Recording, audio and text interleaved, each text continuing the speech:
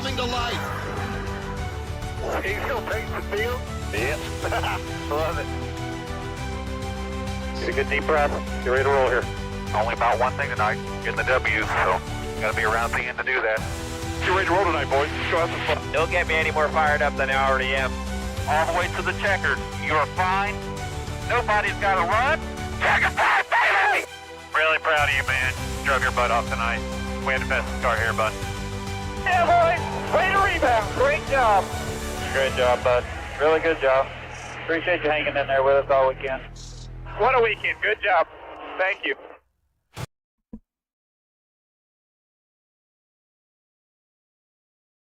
And welcome back to Racing in the Draft for a Saturday morning edition of Racing in the Draft, because it's Saturday night racing at Bristol Motor Speedway.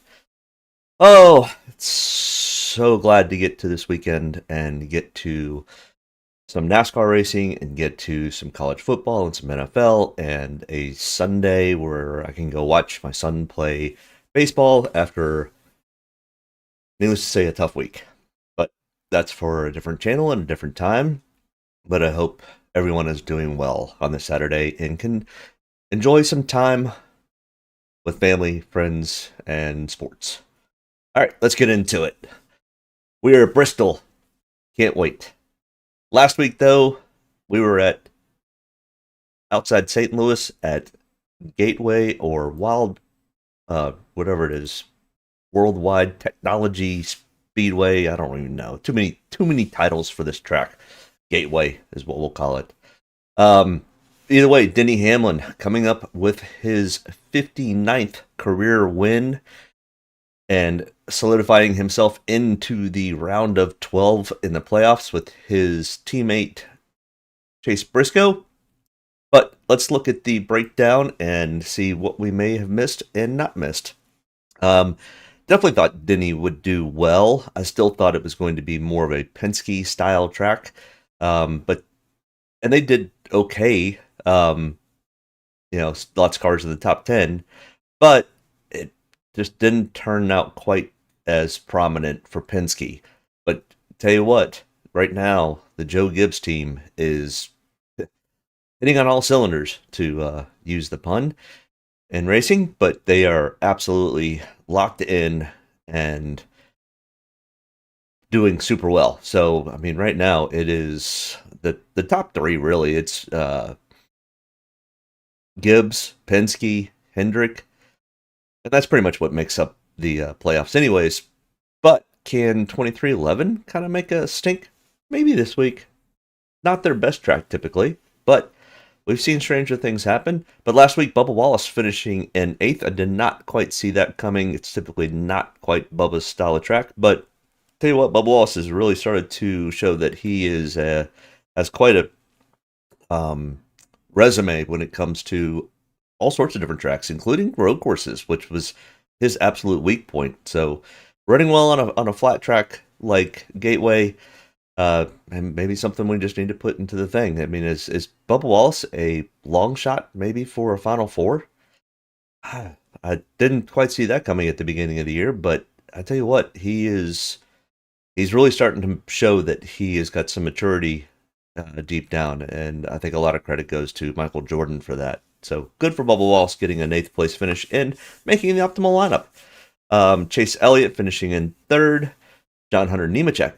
Talk about another Toyota team that we just didn't quite see coming was Legacy Motor Club, but they have also been doing really, really well. Kyle Larson ran well all day and then just ended up sliding to 12th. He led 52 laps, had a solid race, and just, track position was really tough.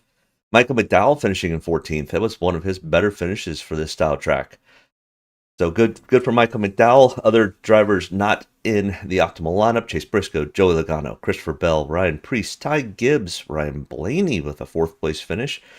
Only led 5 laps, which only got him 45.85 points. Carson Hocevar and Chris Buescher rounding out the final 2. The optimal lineup challenge, Chase Elliott now goes back to the top. We just kind of have this flip-flop between Chase Elliott, Kyle Larson, Denny Hamlin. who will take the top spot? I mean, all three of those are probably people to watch for the Bristol night race tonight, especially Kyle Larson and Denny Hamlin. So, good chance that Chase Elliott, unless he can finish in the optimal, also will have some company at the top of the challenge. All right, let's get to it. Bristol Motor Speedway, one of the, I guess crown jewels. At least that's what I kind of call it. It's one of my favorite races of the year. 500 miles around this really, really short half mile, high banked, high speed track. I remember going to this race, I don't know, 10, 15, 20 years ago. And I hope that the crowds return to the level that they were then, because God, when you put 150, 160,000 fans in that place, it is just absolutely insane. Um, one of the guys that listens, at least for the first 2/3 of the season, because he's a big NFL Draftkings guy, Matt is actually at this race, and it'll be his first trip. So, if you happen to catch this, hopefully you had a great time with you and your family, and enjoyed Bristol. It's a beautiful part of the country, and super fun racetrack to go watch a race at. Hopefully there's some tire wear. If it is, then you're in for a doozy of a race. If not, it's still fun. All right. What is Bristol? Bristol is a 5.33 mile high banked 20 degrees in the bottom part of the track and 30-degree progressive turns. The race length is 500 laps, Dominator points of 350.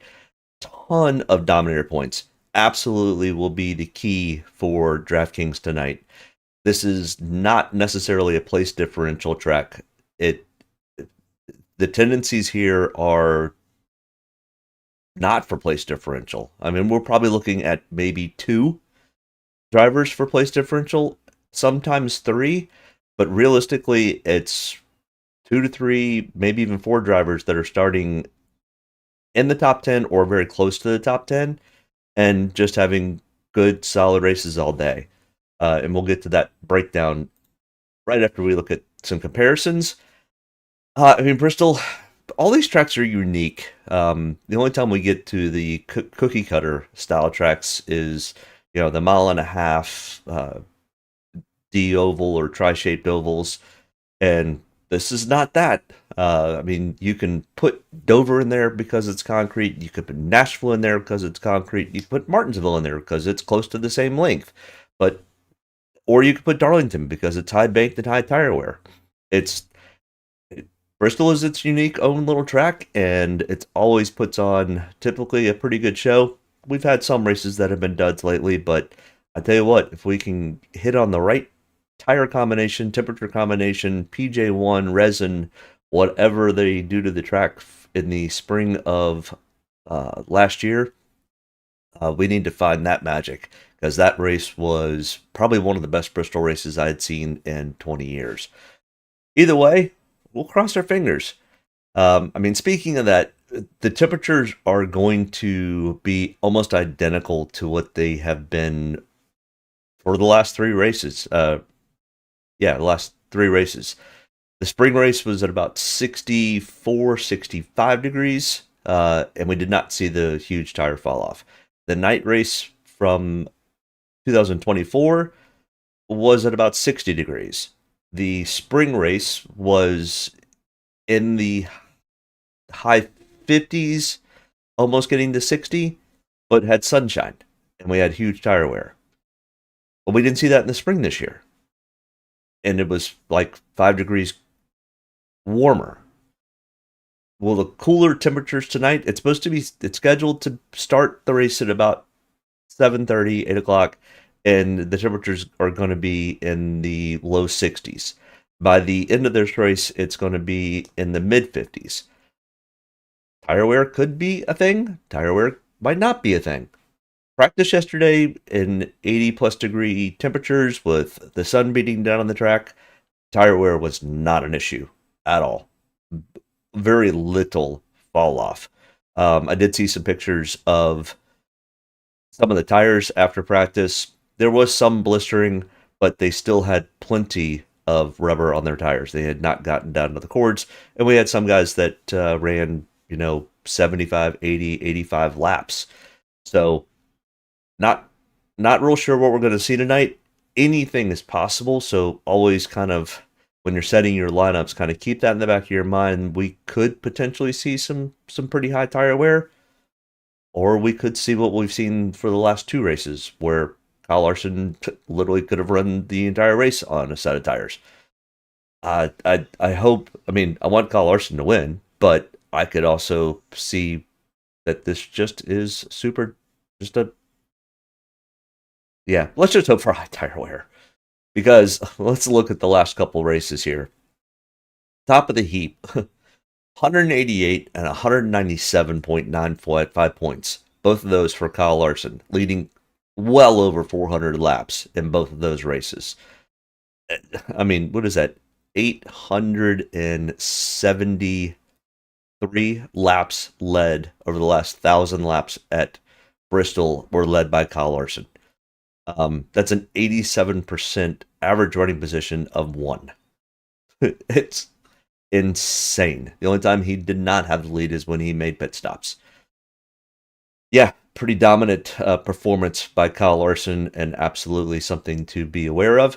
Now, what were Kyle Larson's practice speeds? We'll get to that. They were decent, but they were decent in both of those Bristol practices.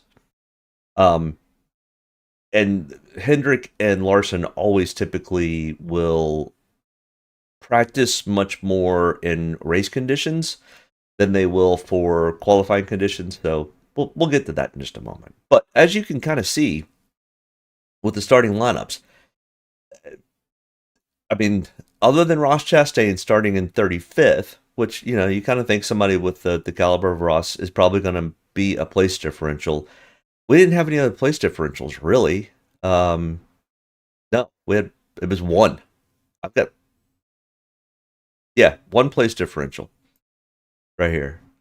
And that was Ross Chastain. So this is not a place differential. It's a value and finishing position, with the finishing position being one of, or a couple of these guys that end up having a ton of laps led. Let's look at the fall race from last year, which is more of the comparison, because the spring race was during the day, the fall race is at night. Once again, 462 laps, Kyle Larson. The other drivers, Austin Cindric from 27th to 13th. We had two drivers with place differential, one being Ryan Blaney, the other being Austin Cindric. Bubba Wallace making the optimal lineup, starting at 11th. Ryan Preece, 14th. Chase Elliott, 10th. So pretty much only one driver starting in the top 10. Whereas the spring race, we had 4 drivers starting in the top 10. But they weren't necessarily place differentials. They were just started, just in the 10th, 11th, 14th spot and made their way up. In the high tire wear race that we had in the spring of 2024, Denny Hamlin leading 163 laps, but it was spread out. It was 163 laps for Denny Hamlin, 137 for Ty Gibbs, 54 for Truex. And this was more the typical where you would think, okay, 3 drivers with good finishing positions, 3 drivers with place differential. We had 4, but that was just a chaotic race.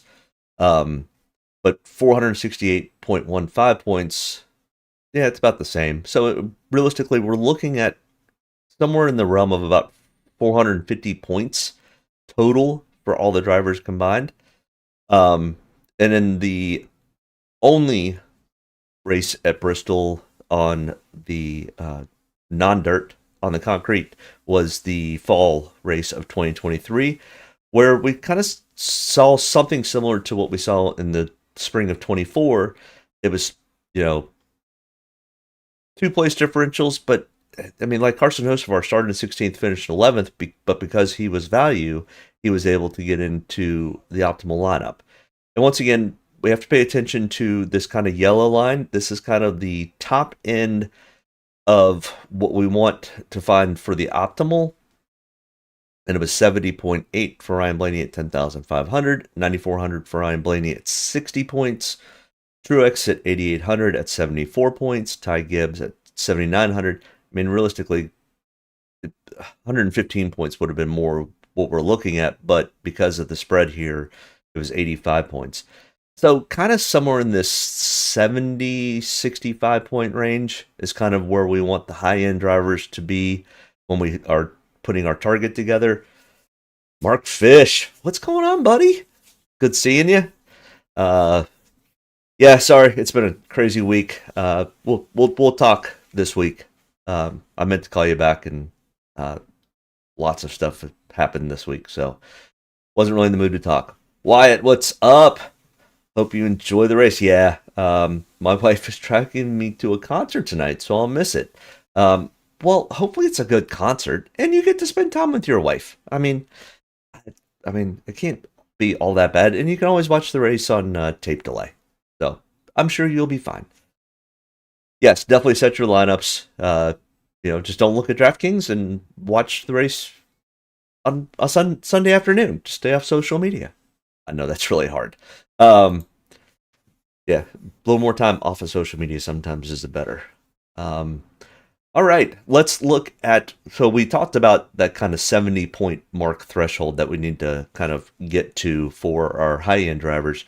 What does the low-end top 15 look like? And where do the points come from starting positions? Because I think this is kind of important to always point out of where the starting positions are in comparison to the top 15 DraftKings points. And as we kind of look back through, it's 6 drivers, and also the spring race, we had 8 drivers starting from the top 10, 2 from 11 through 20, 3 through 21 through 30, and 2 outside 31st or worst. Similar type scenarios just keep happening. 6, 6, 2, and 1, and it's pretty much 33 on the low end, 36.5 on the high end, so about a 35 point low end total to make the top 15. And if you're new to watching this, what is the reason for this? What we're trying to do is eliminate some of the drivers so it makes it a little easier to start to build your lineups. So we have 39 drivers in this race, realistically 38. Chad Fincham is racing in this race, but not that Chad's a bad driver. He's not Cup caliber. The team is not well funded. They don't have great pit crews. They don't have a great engineering crew. Not that the people that work there are bad. It's just they don't have the money to keep up with everyone else. So they're going to be as I call it, moving chicane tonight. He'll probably end up parking by lap 200, to be perfectly honest. White says glass half full kind of guy. Well, you gotta have to be, especially in this day and age. You gotta just look at the bright side of things and go, okay, there are worse things that could be going on or happening. So, yeah, gotta keep the glass half full. The only way to live. If you live in the glass half empty, it's rough. And let me tell you, it's been a tough week to get to that glass half full, but I'm there now, and we're gonna go. But so if we look at the averages, it's really 5.8, almost 6. So well over half of the top 10 ends up showing up in the top 15 in points. Then it's 4.4 from 11 through 20, 2.6, 21 through 30, and 2.2, 31st or worse. So it's realistically, when you're looking at the lineups, unless, and this race does not have that, because we can look down here, who was starting back in the 30s? Well, Chase Briscoe realistically is the only one starting in the 30s that I think has the best chance for moving up through the field. And he does have a rank of 4th on my ranking system. Kyle Busch, starting 32nd, has had a whole host of troubles lately. And on the ranking system, he's 21st. The kind of the oddball out here that we don't really know a whole lot about, well, 2, Corey Heim and Austin Hill. I guess Cody Ware should be in here. I don't know why he's not, but yeah, I'm not putting Cody Ware in a lineup tonight. I'm not putting Chad Fincham in the lineup tonight. So just not those two out. But, Corey Heim, his goal tonight is, number one, try to race as many of the 500 laps as you can. Do I think he's going to finish on the lead lap? I mean, there's a chance of it, but just stay out and finish the race at its conclusion. You don't want to exit early, and you definitely don't want to be a problem for any of the playoff drivers. It's get experience and learn. And Corey Haim's pretty good at that, and I think he knows his part. Same thing with Austin Hill. Austin Hill's probably going to push it a little bit harder than a Corey Heim. But either way, the two of them are kind of the two oddballs in the 30s that could make some noise, at least with value. But realistically, the only one that's starting in the 30s that I will have a decent amount of ownership, and I think he'll probably be heavily owned, is going to be Chase Briscoe. So that just kind of shows real quickly that, yeah, it's going to come from this group here, and it's, in my opinion, it's a little bit easier to see who we want. I mean, Kyle Larson, Ryan Blaney, Ty Gibbs, Denny Hamlin, Bell, Wallace, Byron are all starting kind of in the top 10, and they probably could finish in the top 10. So we'll get to the driver breakdown, and we'll go over it. Oh, I do know what I forgot to do. I forgot to correct the playoff points. Well, it is what it is. Kyle Larson's in the playoffs. He's sitting in a really good spot. If he has just he's not quite locked in. I'm sure if he gets a few stage points, he's pretty much going to lock himself into the next round. Not worried about Kyle Larson. So just ignore this down here. We'll just say he's on the plus side. I'll tell you what, I could actually pull that up. Let's look. Playoffs. Yeah, so Larson is plus 60. We'll just fill it out so I've got it for historical data. And then I'll go back and look too much at my PowerPoint presentations when I'm doing stuff, but every once in a while I do. We'll kind of slide that over here. I've got access to it. All right. Andrew says, better to add another potential dominator than play for Briscoe PD.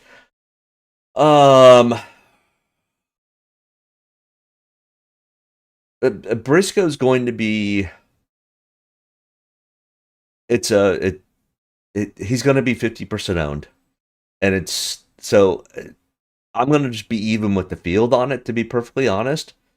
Because if he does move up to, we'll get to his calculator in a moment, but if he finishes 10th, there's a good shot that he's probably going to make the optimal lineup or be very close. If he has an issue and finishes, 28th, 33rd, or something like that, then he's not going to be. But 50% of the field is probably going to have Chase Briscoe in their lineup. So half of the field's either going to be right or half the field is going to be wrong. And at this point, I think I'm just going to probably... You can pick either side. You can go all in. And if he has a great race, and let's say you have 70% of Chase Briscoe, and only 50% of the people took him, 20% of your lineups are going to do better than everyone else. If it's the inverse, then 70% of your lineups are screwed up. And the same thing happens if you don't put him in, and you do. You kind of see what I'm saying? It's almost one of those, you're kind of damned if you do, damned if you don't. It's not a sleeper pick. It's kind of just a make a decision either to be one of three things. Either be even with the field, which probably is more of the safer route. Go all in, and if he does well, you're great. If he doesn't, you're screwed. Or just the opposite, you go 10, 15% ownership.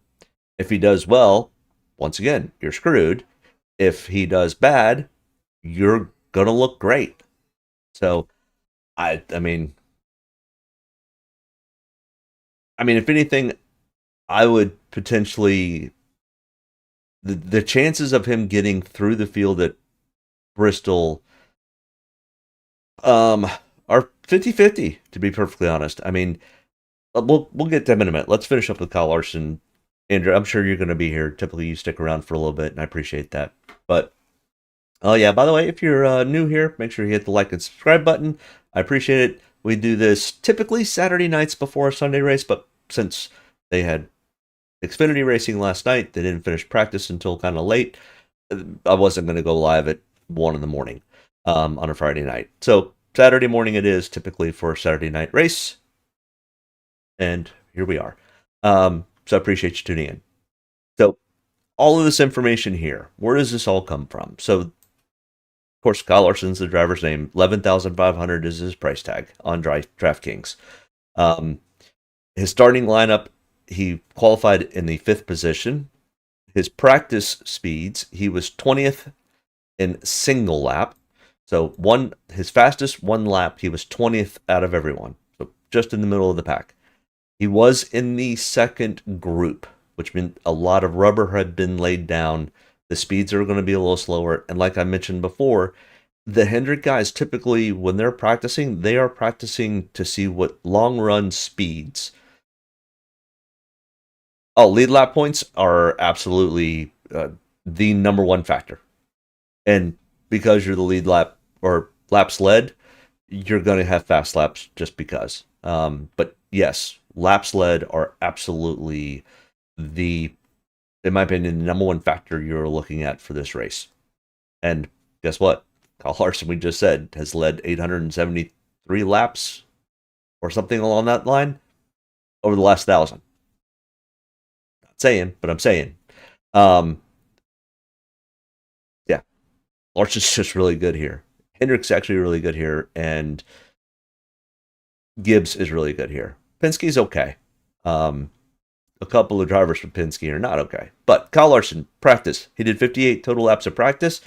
Not as much as I would have liked to have seen. I'm sure they had done some practice and made some adjustments and just didn't get quite as many laps in. I mean, we had some drivers that I think got to 84 laps of practice in 25 minutes. That's how fast these laps click off.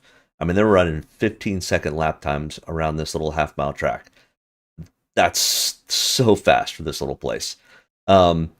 Then we've got his 10-lap average, and he was 21st on that. So not much change from his fastest lap time. But Kyle Larson, he's got 2 wins out of the last 5 races here at Bristol, which are the spring of 25, the 2 races in 2024, the single concrete race in 23, and in 22. And that's where these stats come from. So he has 2 wins out of those 5 races.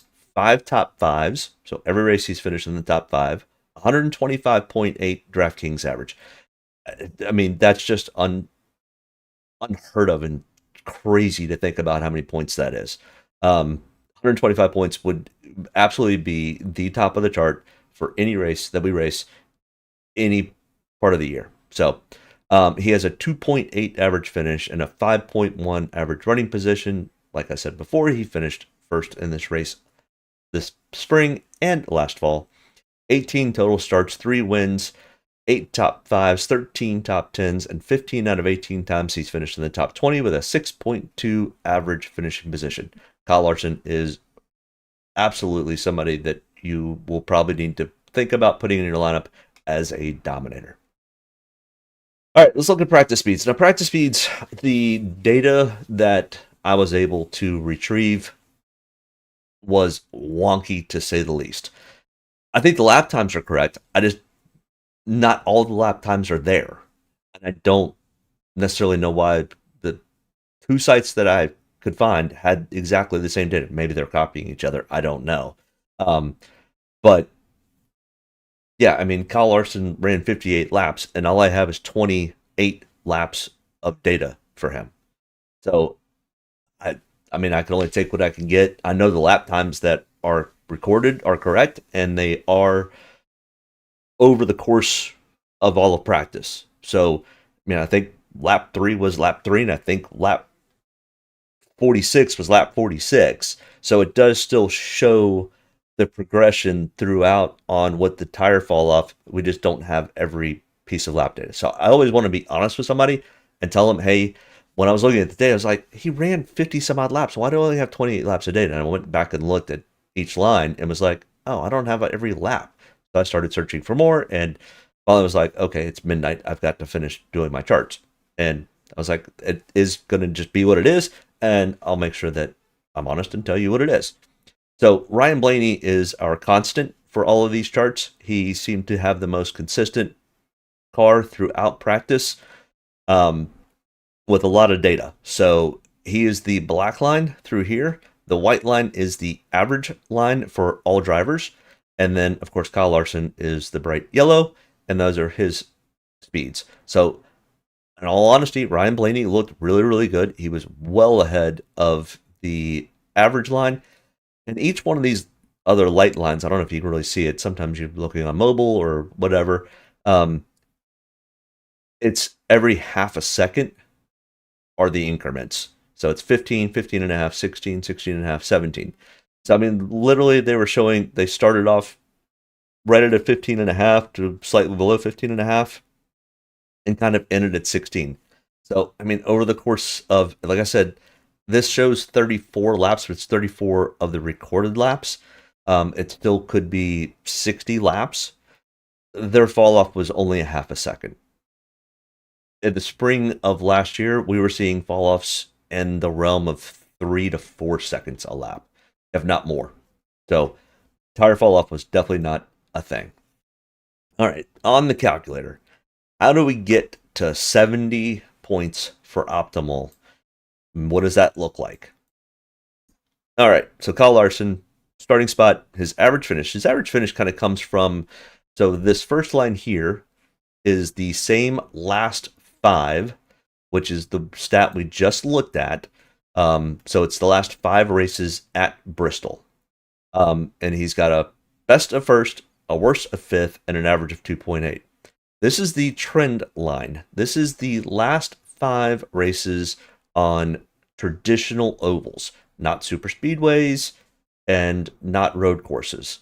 So anything from a half mile up to 2 mile at Michigan would be in this. We'd leave off, well, I guess we would have the 2.5 at Indy and Pocono, but the super speedways, I also leave off of this line.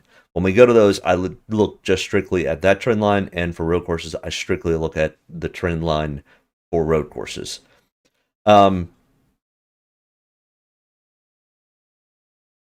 Jem, welcome aboard, buddy. Thoughts on Larson, Hamlin, Blaney in one lineup? I mean, what does that leave you with? That's a ton of money. I have not started to build lineups yet, so let me just build a lineup real quick, and we'll kind of see. Doesn't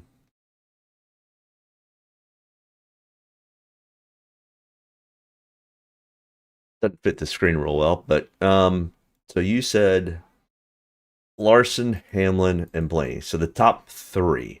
That leaves you $16,800, so $5,600 per driver.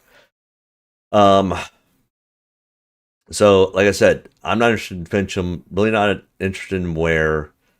I mean, you're already starting to build at the $5,000 mark, and possibly Herbst or Dillon. We'll put Herbst in. Now we're at $5,900 per. You can probably go after a Gilliland and Gregson maybe as a potential lineup. So yeah, if you're going off the thought process of that I mean that kind of fits some of the characteristics, but honestly, I don't know how well that works. Because in my honest opinion, if we don't have tire fall off and we have something what we've seen in the last 2 years, probably the best guess is one of these 3 drivers is going to go and lead 300, 350 laps. Larson's probably the one to do that. which then leaves kind of Hamlin and Blaney kind of out in the wind. And at their price tag, it makes it a little tough because now you got to fit these guys in, and they're all $5,800 or less. And we just haven't seen that happen in the past. I'm not saying it's a bad lineup. I'm not sure I would run that lineup though, just because of that factor. And then all of a sudden, if we have a super high tire wear event, you don't have the Dominator type points. Well, the Dominator points begin to get spread out. And if you think McDowell, Haley, and Herbst, I mean, you could put that in. I mean, we're back to the same thing. You still have 3 drivers that realistically, any of the 3 could go lead 350 laps, and it leaves the other person out. So, I mean, here's a perfect example. We've got the calculator here. We'll put Kyle Larson on the calculator. He's starting in 5th. I mean, his average finish is 10th. We'll leave that alone. We'll kind of go to if we think Kyle Larson's the dominator, and how does he get to that 70 points? I mean, even leading 50 laps and having 18 fast laps, it still doesn't quite get to the 70. Now, 69.6 enough? It's going to be tight. It's not a bad day. He's definitely in your top 15 drivers that you would want to target. And I think Larson, Hamlin, and Blaney are all in that grouping. I just don't know if I'd run all 3 together because, well, let's say Kyle Larson does go lead 350 laps. My calculator doesn't even go that high. Does it go to 250? 200? Nope. And I don't know how to fix that because usually we don't show that. 100. Oh, how can I go here? I thought I had it set up to where it would go more. Oops, that definitely is not going to work. Sorry, I guess I should have checked this because I knew that we would definitely talk about this. I mean, either way, 150 laps. I'll tell you what, hold on one second. I know where I can fix it.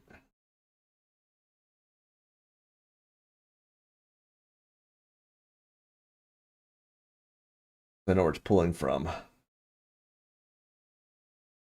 Oh, it goes that high. I don't know why it won't do that. All right. I'll just pull it over here. We'll bring it in.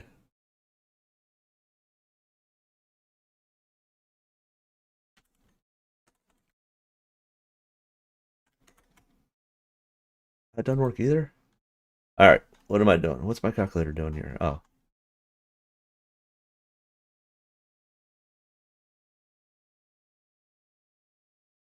We'll make it work.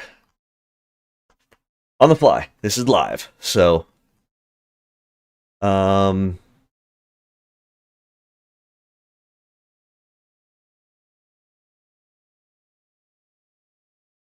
trying to figure out how to do that. Yeah, it still doesn't work. All right.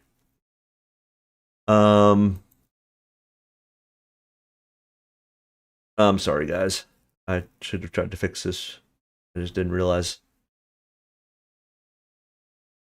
It's a format. Drop down. There we go.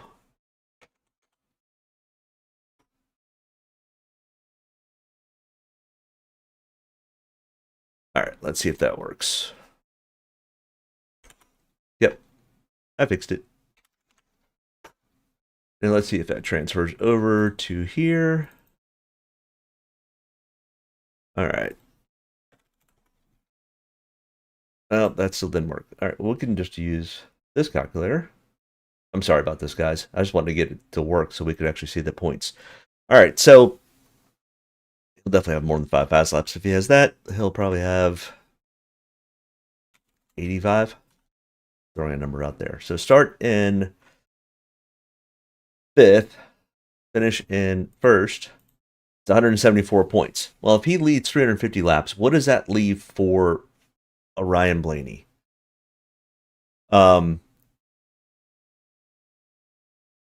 that up a little better. So what does that leave for like a Ryan Blaney? So a Ryan Blaney starting in second, if he just even leads the 100 laps,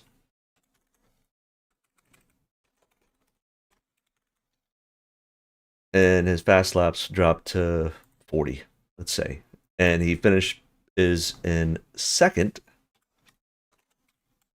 finishes where he starts, it's 85 points. So you would leave Ryan Blaney in. So okay, that works fine, but you now eliminated 450 laps.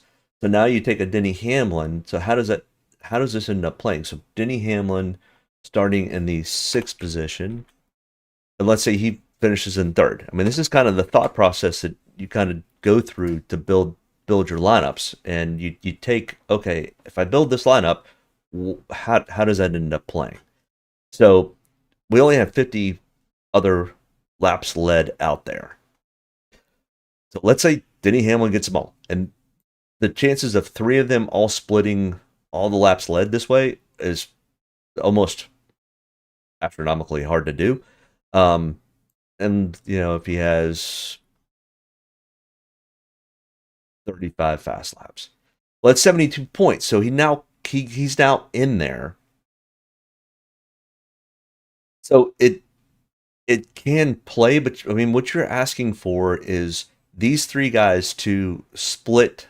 So let's say they all lead 150 laps, which will leave 50 other laps out there. Then it does work. So to answer your question, Jim, does it work? Yeah, it works.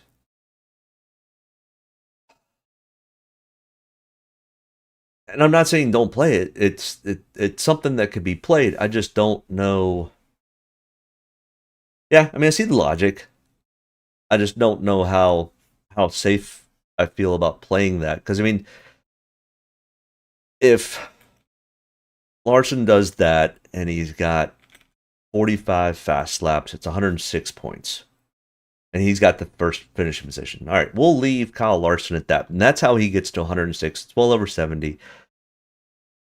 And let's say he leads 150 laps, but then has an issue towards the end and he finishes 9th.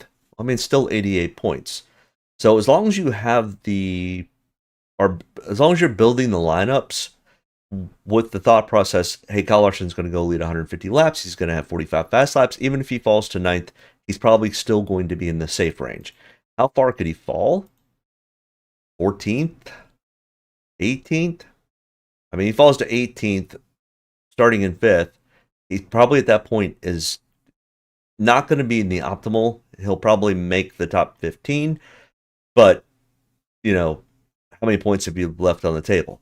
Now, if it's a high tire wear situation, and for these guys to split the laps led like that, it's going to need to be a high tire wear situation, because what we saw in the spring of 24 with the high tire wear, we saw pretty much 3 drivers split the optimal with laps led, and that is here. So you saw Denny Hamlin lead 163 laps, Ty Gibbs lead 137 laps, Martin Truex Jr. lead 54 laps, and they all were above that 70-point range. So, yeah, it's absolutely possible. And I tell you what, let me go look at the 2024 optimals. Where did I put that? 2024 optimals. Actually, I know where I need. Let's look at the 2024 build. Bristol Spring. Bristol Spring Race of 24. Here are all of the breakdowns.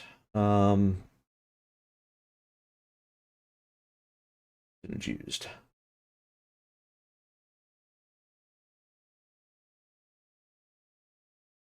The laps are spread out pretty well. And we had Chris Buescher, Brad, Kyle Larson. So, I mean, Kyle Larson started in 10th, finished in 5th. led 19 laps, had 55.95 points. Did not make the optimal, but did make the top 15. So, yeah, when it gets spread out this way, it spreads it all out. And as you see, only one of the three most expensive drivers made the optimal, but all three made the top 15 in points. So that's what I'm saying. It's just kind of hard to, I mean, and then it changes this optimal. So, if we take the Denny Hamlin and put him in, and we take the Kyle Larson and Christopher Bell, put them in, that leaves us 16,300, which is very similar to what we're talking about today. Well, you got a $6,000 Nemechek. Put him in. Now we're at 10,300. You could put the Kazgrala in, who was top 15. And then you've got 5,300. You can put Justin Haley in. You have $100 left over. And you got the 371.65 points. Compared to the grand total of 468.15 points. You're probably not making your money back. I'm not sure you even finish inside the money at 371.65 points. And you had 6 drivers in the top 15. So, and that's hard to say. I'd have to go back and I don't know if I have the archive of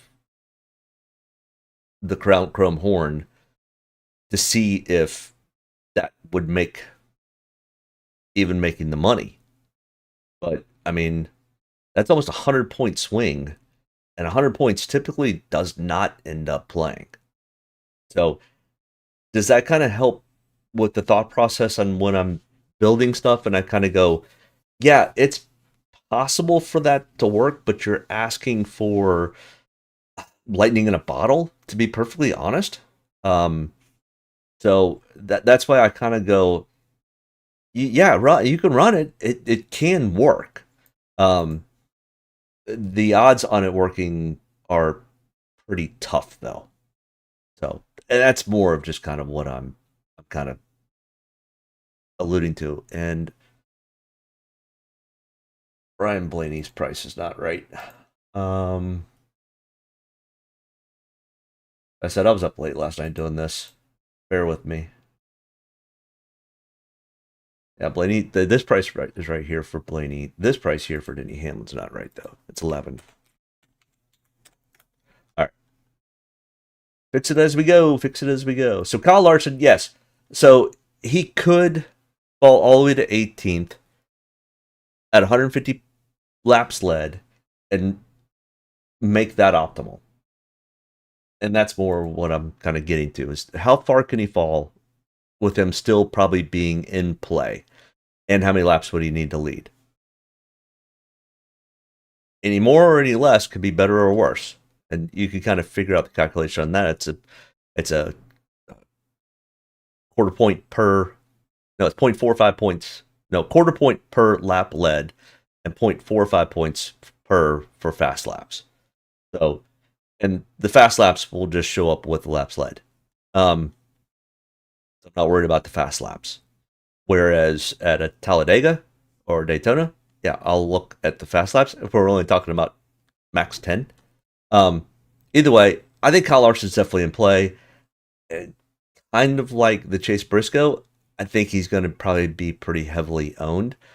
How heavy? A little hard to say.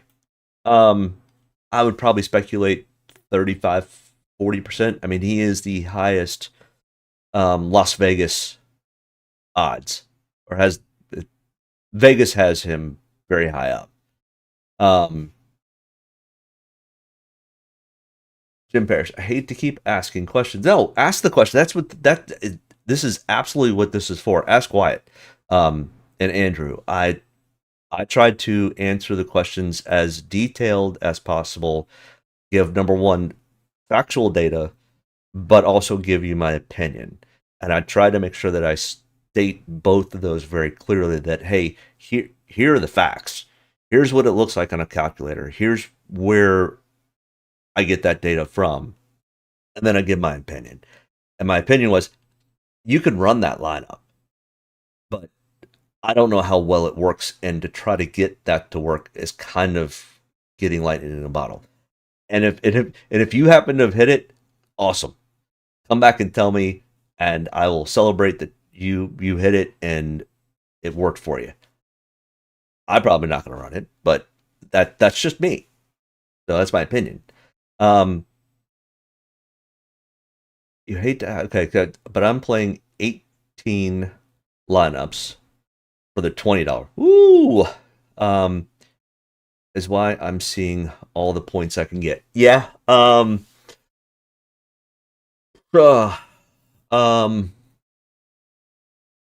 You're going to have to get different, and that's definitely getting different, but it's not getting different, if you know what I mean.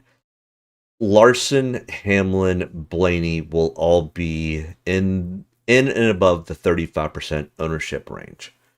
And what you're betting on there is that Briscoe does not run well, which is fine.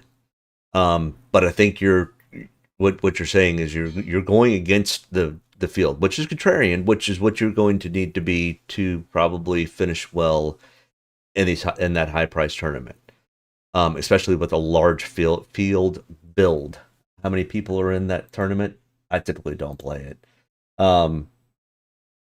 There are 14,000 lineups in that. No, $10,000 in the 10,000 entries in there.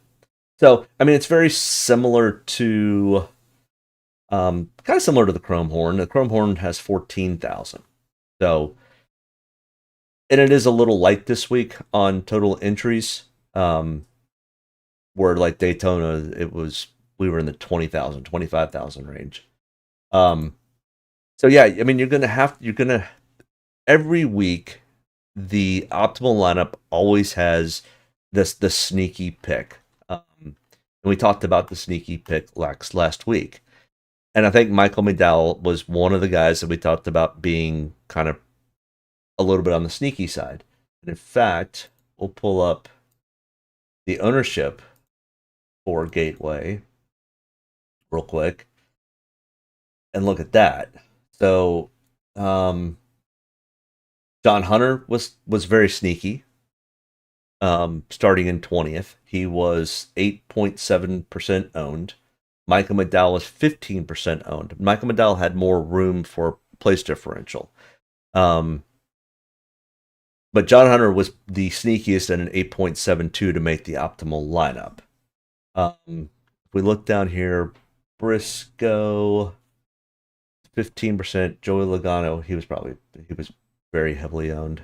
Logano was 26% owned. Bell was 32.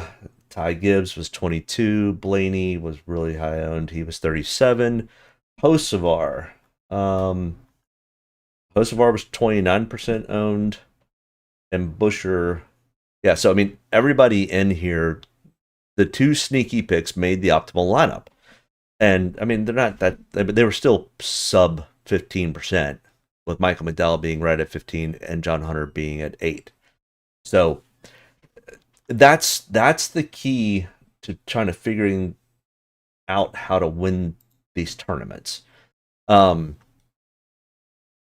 It's finding the pick that everybody else is on. It's the contrarian pick.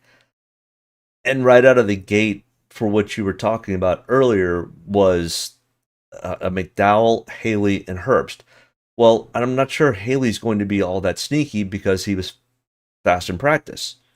So that's going to be one of the things that not novices, but people who don't do real deep dive research, they're going to look at who was fastest in practice, where did they qualify, and do they fit into my lineups?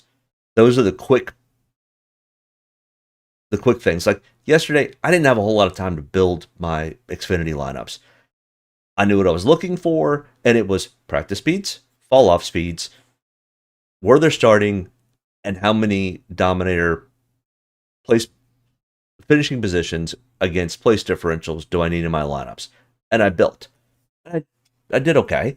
I didn't win all my money back, but I won most of it back. You like John Hunter this week? Well, we'll get to him in just a moment. But John Hunter is definitely, and Legacy are definitely headed well in the right path. I wouldn't say they're quite on heaters, but John Hunter's pretty close to being on a heater at this point. For where they were, they're not on a heater like a Zilich is. 15 top fives in the last 15 Xfinity races. Insane. All right, let's get back to the driver breakdown. But hopefully that kind of helps, and that's kind of what I like to build towards with this video and with the breakdowns is who are probably going to be pretty heavily owned. They're not going to be contrarian. Then it's who should you not take, who probably will not perform well. And that's still kind of a guessing game. Just like guessing who's going to be the best driver each week. We have a really good idea. And then who out of the data that we can pull shows that they might have a really good day and might be low owned. And that's where the key to success for Draftkings NASCAR comes in. Finding that combination sometimes is really, really hard. And sometimes it's just luck. It honestly, that's what DraftKings a lot of times is. It's 80% data and 20% luck. So I'm trying to have at least 2 dominators in each. Think it's Larson and Hamlin for this race. I think you're spot on with your 3 picks. And what I would do is I would build lineups in and around those 3 picks, not necessarily together. Like Hamlin, Blaney, Hamlin, Larson. A Larson, Blaney, use those in combination with your other 4 drivers. But I would still include at least one more driver that's starting in the top 10 that you expect, or that's starting in the top probably 13, 14, that's going to finish top 10.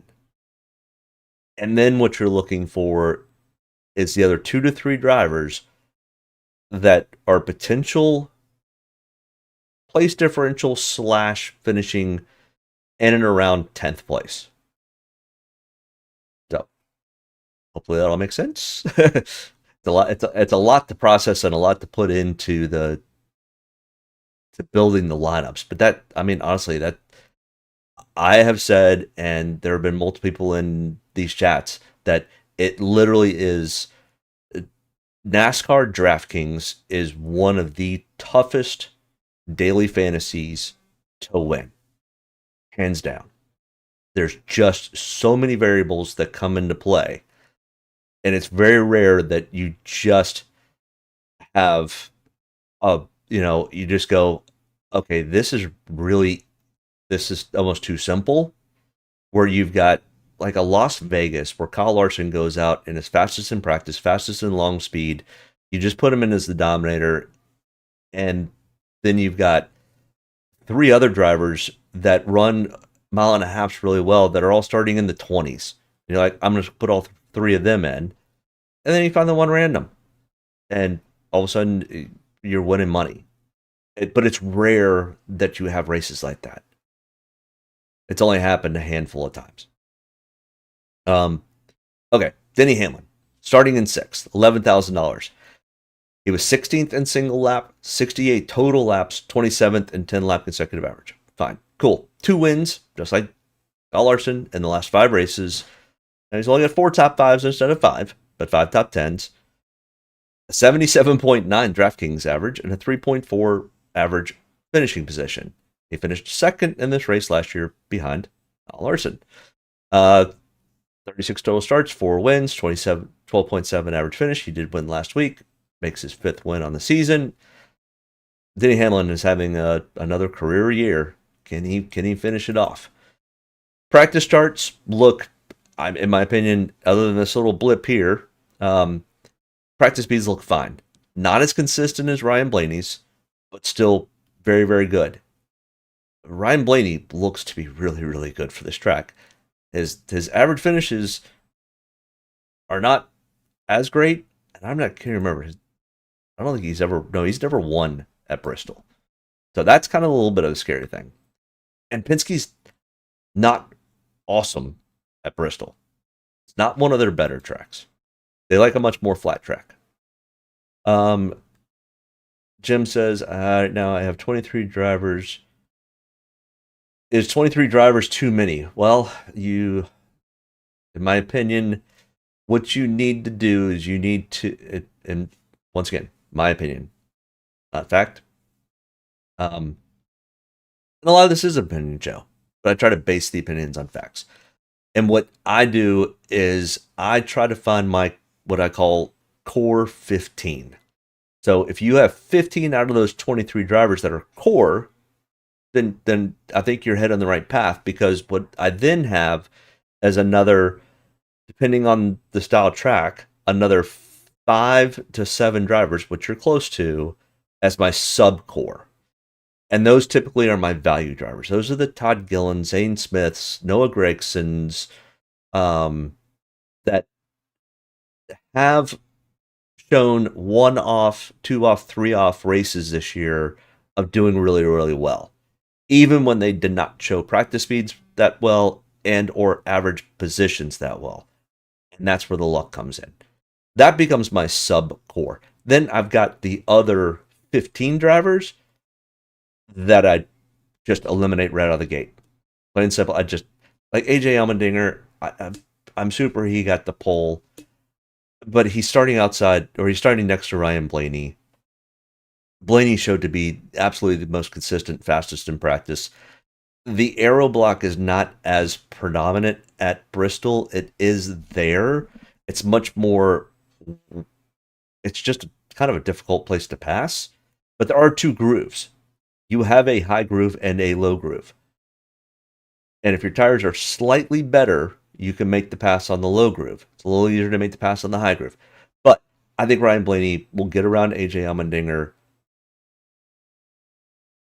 probably by lap 20, is my guess. So I do not expect, if AJ is able to get to the lead at the start, I don't think he's going to hold on to it very long. And his pit crew is middle of the road. They're not bad, but they're middle of the road. So I expect him to lose spots on pit road. So I think he could have potentially a top 10 finish. And because of his value, he might potentially end up being in the top 15. I just don't. It's one of the drivers that I'm willing to just be like, all right, if he beats me this week, he beats me this week. But you've got to eliminate somewhere. And it's real easy. The top 2 easiest is the Chad Fincham and Cody Wares. They just don't have the engineering and the car to compete on a short track like Bristol. So there's 2 out of the 15 that you need to eliminate immediately. And of course, do weird things happen? Yep, they sure do. I've seen JJ Yaley and Cody Ware make optimal lineups before. Not typically at a Bristol. So, all right, back to Denny Hamlin. Put him on the calculator. The same thing kind of is going to be in play here, because he's starting right next to Kyle Larson in 6.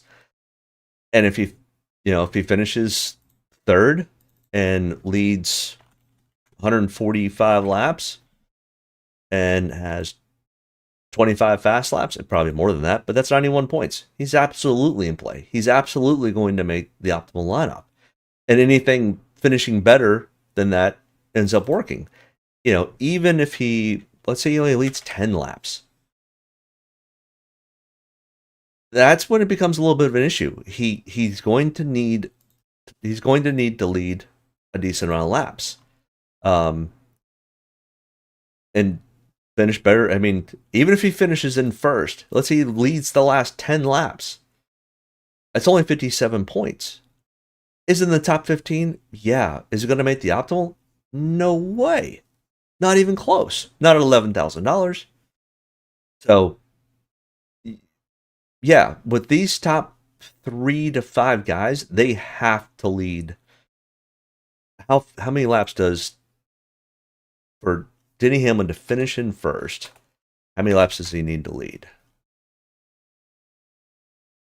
I mean, this probably goes up to 20 and 50. That's 71. So he's going to need to lead at least 10% of the race.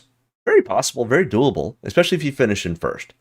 But if you fall to second, it's only a 4-point swing. So, but it takes you out of that 70, and that's a loose number. That's kind of what the average thought is for the high price guys. They're going to need to be above 70 points to make the optimal lineup.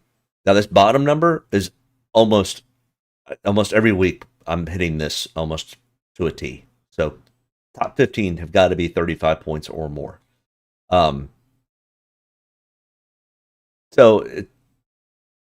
He's going to need to lead laps.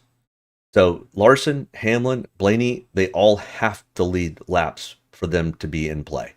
So yes, somebody asked earlier, lead lap points important. Yes, Andrew, if you're still on here, lead lap points absolutely are crucial along with finishing position.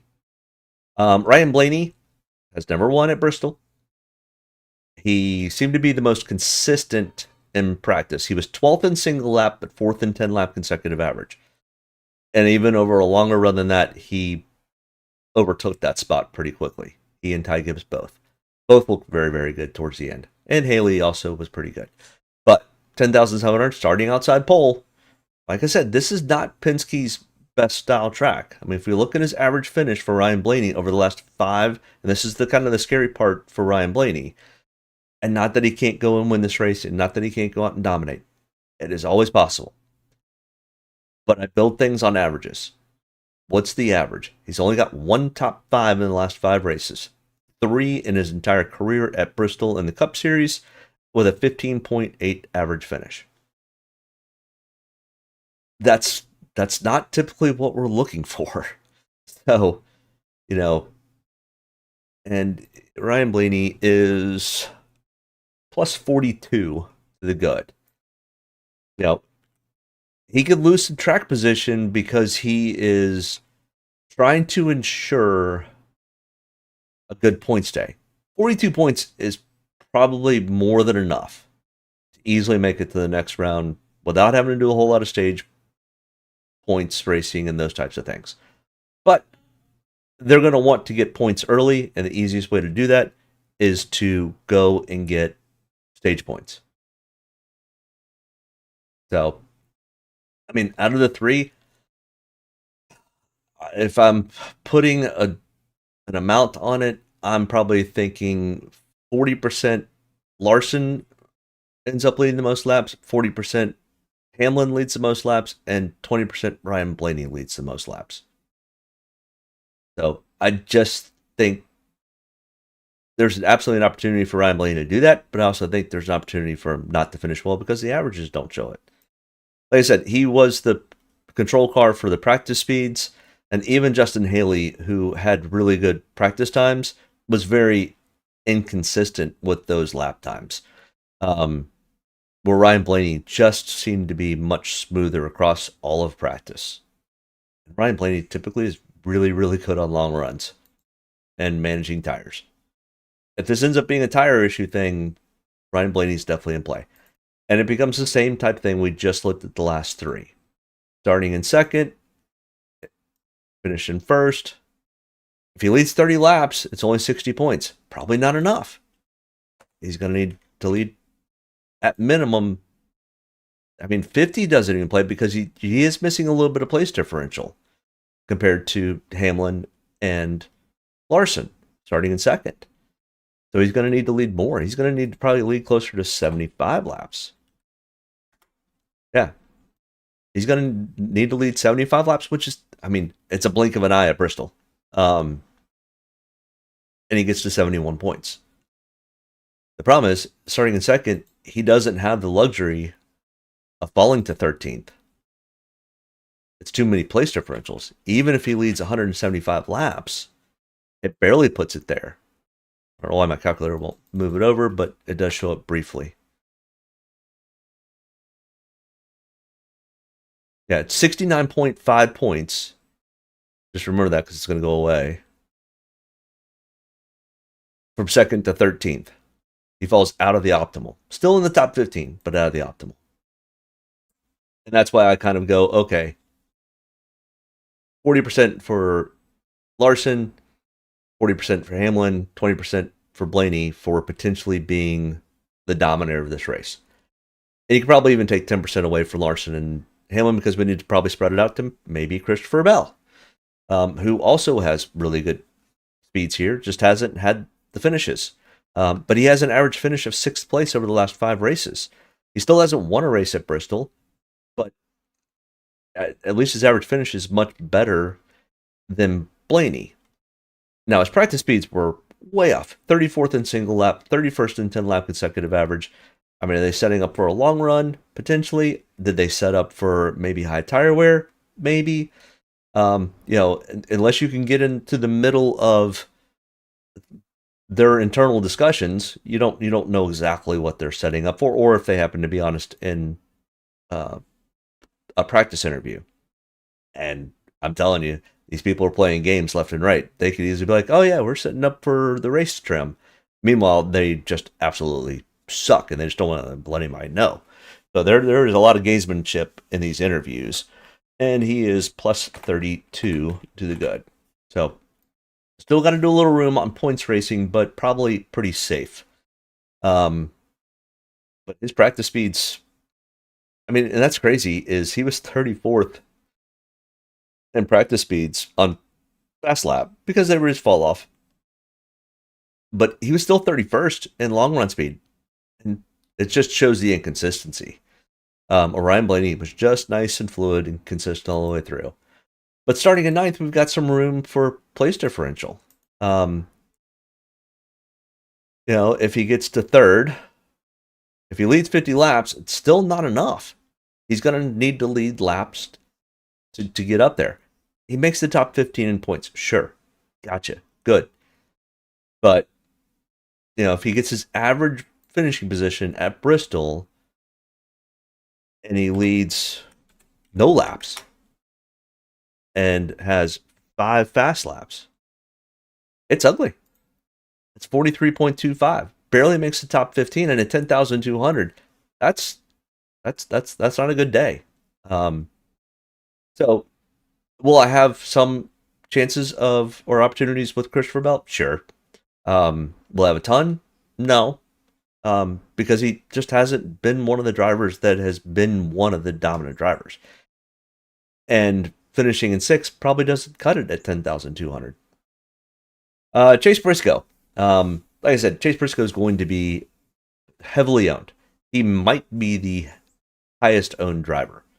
I think the 3 we've already talked about and Chase Briscoe are going to be the top 4 in ownership. And I think Briscoe probably gets it because people, like I said, a lot of times people don't go and investigate how many place differential guys do I need, how many value guys do I need, how many, of these different things. And all it takes is Chase Briscoe not have a subpar day, and it does not play at all. So, Maurice, what's up? Welcome aboard. Does it matter that Ryan Blaney has been doing good this year in courses that he has not done well before? Sure. What it shows is that, number one, he and his team and Penske as a whole have changed course. I mean, Austin Cindric is also performing differently at tracks. Joey seems to be pretty consistent with the tracks that he's good at and the tracks that he's bad at. So, maybe because, I mean, if you don't know the internals, which we don't, what's Penske's thought process? They They seem to be really good at the Phoenixes, so they're probably not going to make a change there. So if you've got that one solidified, and that would end up being a Gateway style, an Iowa style, a Richmond style, if that's not broke and the car has not changed drastically and the tires haven't changed drastically, why would you do something different? And they probably haven't. Other than tweak a few little things, and that doesn't take a whole lot. But if you're struggling at a Bristol, if you're struggling at, I can't remember what other tracks the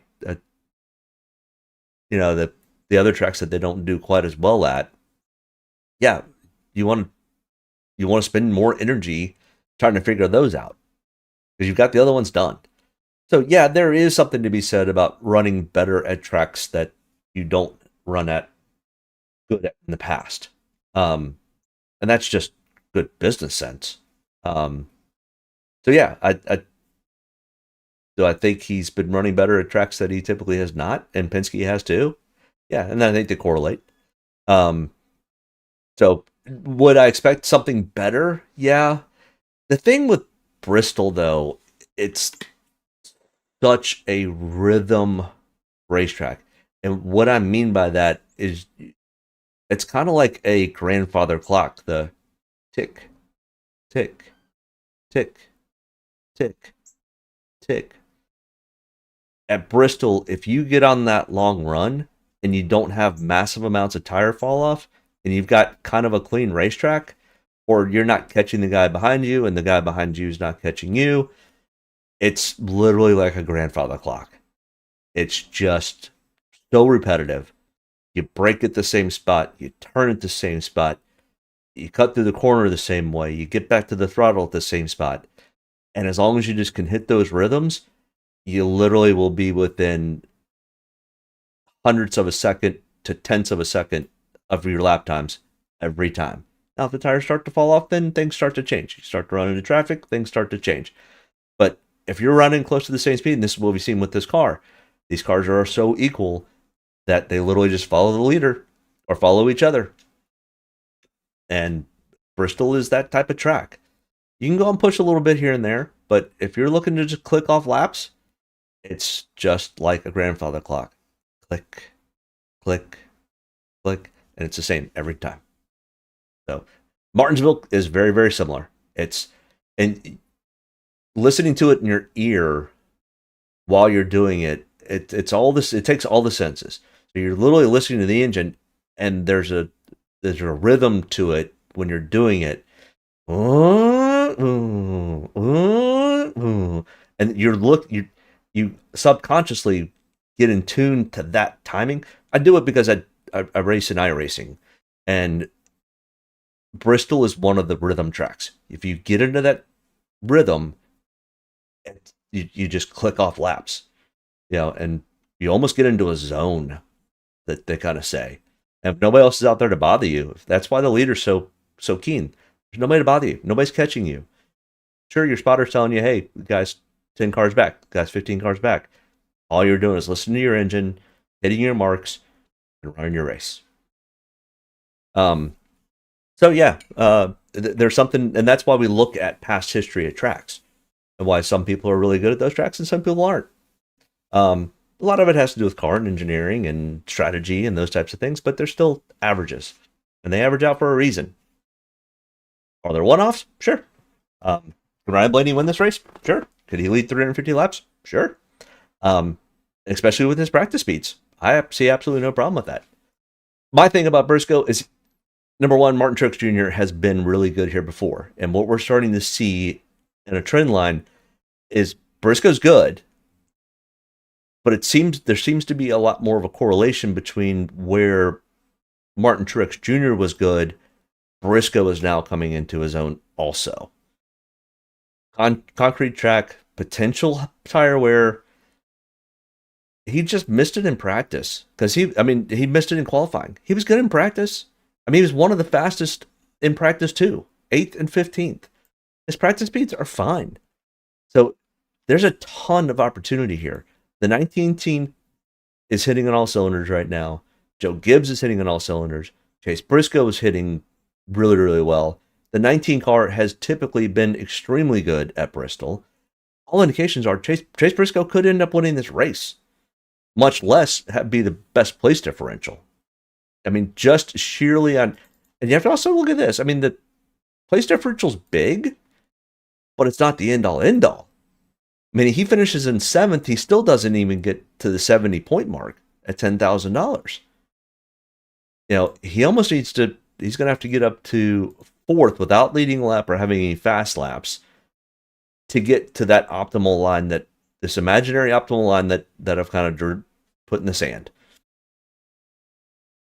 And that's with 10 fast laps, which is probably, if you're going to make it from 31st to 4th, you're going to have some fast laps in there. But anything less than that without leading laps, he makes it to 15th. Sure, stop 15, but at $10,000, you almost need to be top 5. So yeah, there's a very good possibility that he ends up having just an okay race, gets 48.5 points, and is 10th in total points gained for DraftKings. Yeah, I said he also could go win this race. I mean, win the race, lead 4 laps, it's 80.5 points. So, yeah. And because the trend line has been so good with Chase Briscoe, I mean, he won Darlington, finished 2nd, and could have almost won last week at Gateway. The trend line here is superb. 3.8 average finish over the last 5 normal ovals. That's a breakdown. Yeah, thank you. I try to. It almost sounds like golf and chords. Yes, of course it's yes, absolutely is. It's in racing. It gets a little different when you get to the mile and a half because the rhythm is so much longer, but there's still there's an engine sound, and it's like if you learned how to drive a 5-speed, you almost know by the sound of the engine of when you should shift. It's at 3,000 RPMs, at 3,500 RPMs. Maybe if you're trying to get a little on, maybe it's 4,000 RPMs, but you don't have to think about it or even look at the RPMs. You just know when you kind of get to that sound, that's when you shift. Well, they get into that same rhythm on a racetrack. They get to that sound of RPMs and that engine noise, and they know that's when it's time to lift or get on the brakes or shift. But typically what we're talking about is how you get into the rhythm of getting into a corner and hitting your marks and getting the car slowed down appropriately. And that will begin to change over the course of a run depending on your tire wear strategy. But yeah, that's how it ends up breaking down. That's how I do it on iRacing. Mine is very much sound because I don't have a motion rig. So I don't have necessarily the feel of the car in your back. Or in your feet. So there's a lot of sound that's involved in how you at least run iRacing. And it translates over. There's a reason why these guys practice on iRacing a lot. And speaking of iRacing, William Byron came from iRacing to here. William Byron is 39 to the good on the cut line. So probably no problems there. This is a decent track for him, kind of like Ryan Blaney. 14th place average finish, 14.9. He's never won here before. In the last 5 races, 1 top 5, 3 top 10s, 4 top 20s. Yeah, I mean, I think William Byron is perfectly fine. His practice speeds looked actually more like Ryan Blaney's. Nice and consistent, no real ups and downs. Now, the ups and downs could be you're trying to pass somebody or somebody's trying to pass you. So that here is not necessarily an indication of a bad handling car. It's you're just potentially either trying to stay out of the way or you're trying to get around somebody. So, yeah, I mean, the case is you've got 12 total starts here by William Byron, and only twice has he finished in the top 5. So the averages aren't on William Byron's side necessarily. And because he's plus 39 to the good on the cut line, have a couple of good stages, and if you happen to fall the 10th or 11th, it's not the end of the day. What he needs to do is just not wreck. And I think that's kind of what they're looking for. They know this isn't their strongest type of track. Now, if they end up firing off fast, then they'll do something. But if he finishes in third, leads 18 laps, it's 53 points at $9,800. It's not going to be enough. So, will I have ownership of William Byron? Yes. Will it be 20%? Maybe. Probably closer to 17, 18% type of ownership for William Byron. I don't mind it. I don't love it. And this is where you can get a little different if you're still out there, Jim, is you can build a William Byron in, because more than likely he's probably going to be about that on ownership. It's not somebody's going to probably necessarily jump to immediately. He's also not somebody that's going to be why did my window get all weird? Sorry. And not be somebody that necessarily, because Chase Briscoe's at $10,000. People are going to jump to him because there's a potential of place differential. William Byron, starting in the top 10, could finish in the top 10, probably be sub 20% owned. So, and that's kind of what I'm saying is if you want to build those three, you could take a Ryan Blaney, a Denny Hamlin, and a William Byron. You're excluding Chase Briscoe, but that could be on the other side of the 50% that you were like, nope, this half of the field, I'm not going to run Briscoe. I'm just going to run three of the more expensive guys and leave Briscoe out. So does that kind of make sense? This is where I think you can get a little different, but it's not super wonky either. Because, a 53-point day is solid. Is it going to be optimal? Probably not. But let's say he does end up having a really good pit stop or a really good strategy somewhere and does go and lead 60 laps and has 15 fast laps and finishes in third at 60.75. Well, we're now slightly under 10,000. So 70 starts to get a little bit looser. But if he gets second or he gets first, if he gets to first, it's probably going to be enough. So this is where it becomes a little bit different, that I think it's not super sneaky, but it is on the lower end of ownership. What I'm saying is this is how you can differentiate from the majority of the field. And that's kind of what I look back on, and that's why I share that's why I save all the ownership stats, because I like to know going in and looking at the gambling lines. That's why I think it's kind of important too, because that's another thing that people will look at when they're building lineups is who's a better bet. I can't remember where William Byron is, but I think he's probably 1,000, 1,200. So 10 to 1, 12 to 1. It's scrolling on the bottom, so it'll show up here in a second. But yeah, so the top getters are typically the ones that we think are going to lead the most laps, that are also probably going to be the highest owned. It's pretty easy to figure those out because Vegas has already done that work for us. Yeah, so scrolling across right now. We got Larson at 300, Blaney at 400, Hamlin at 400, Bell's 1,000, Byron's at 1,100. So 11 to 1 odds for Byron to win. Not to win, you're going to need to lead laps. Gibbs is 14. So that's kind of what I'm saying is, if you think Larson's going to be,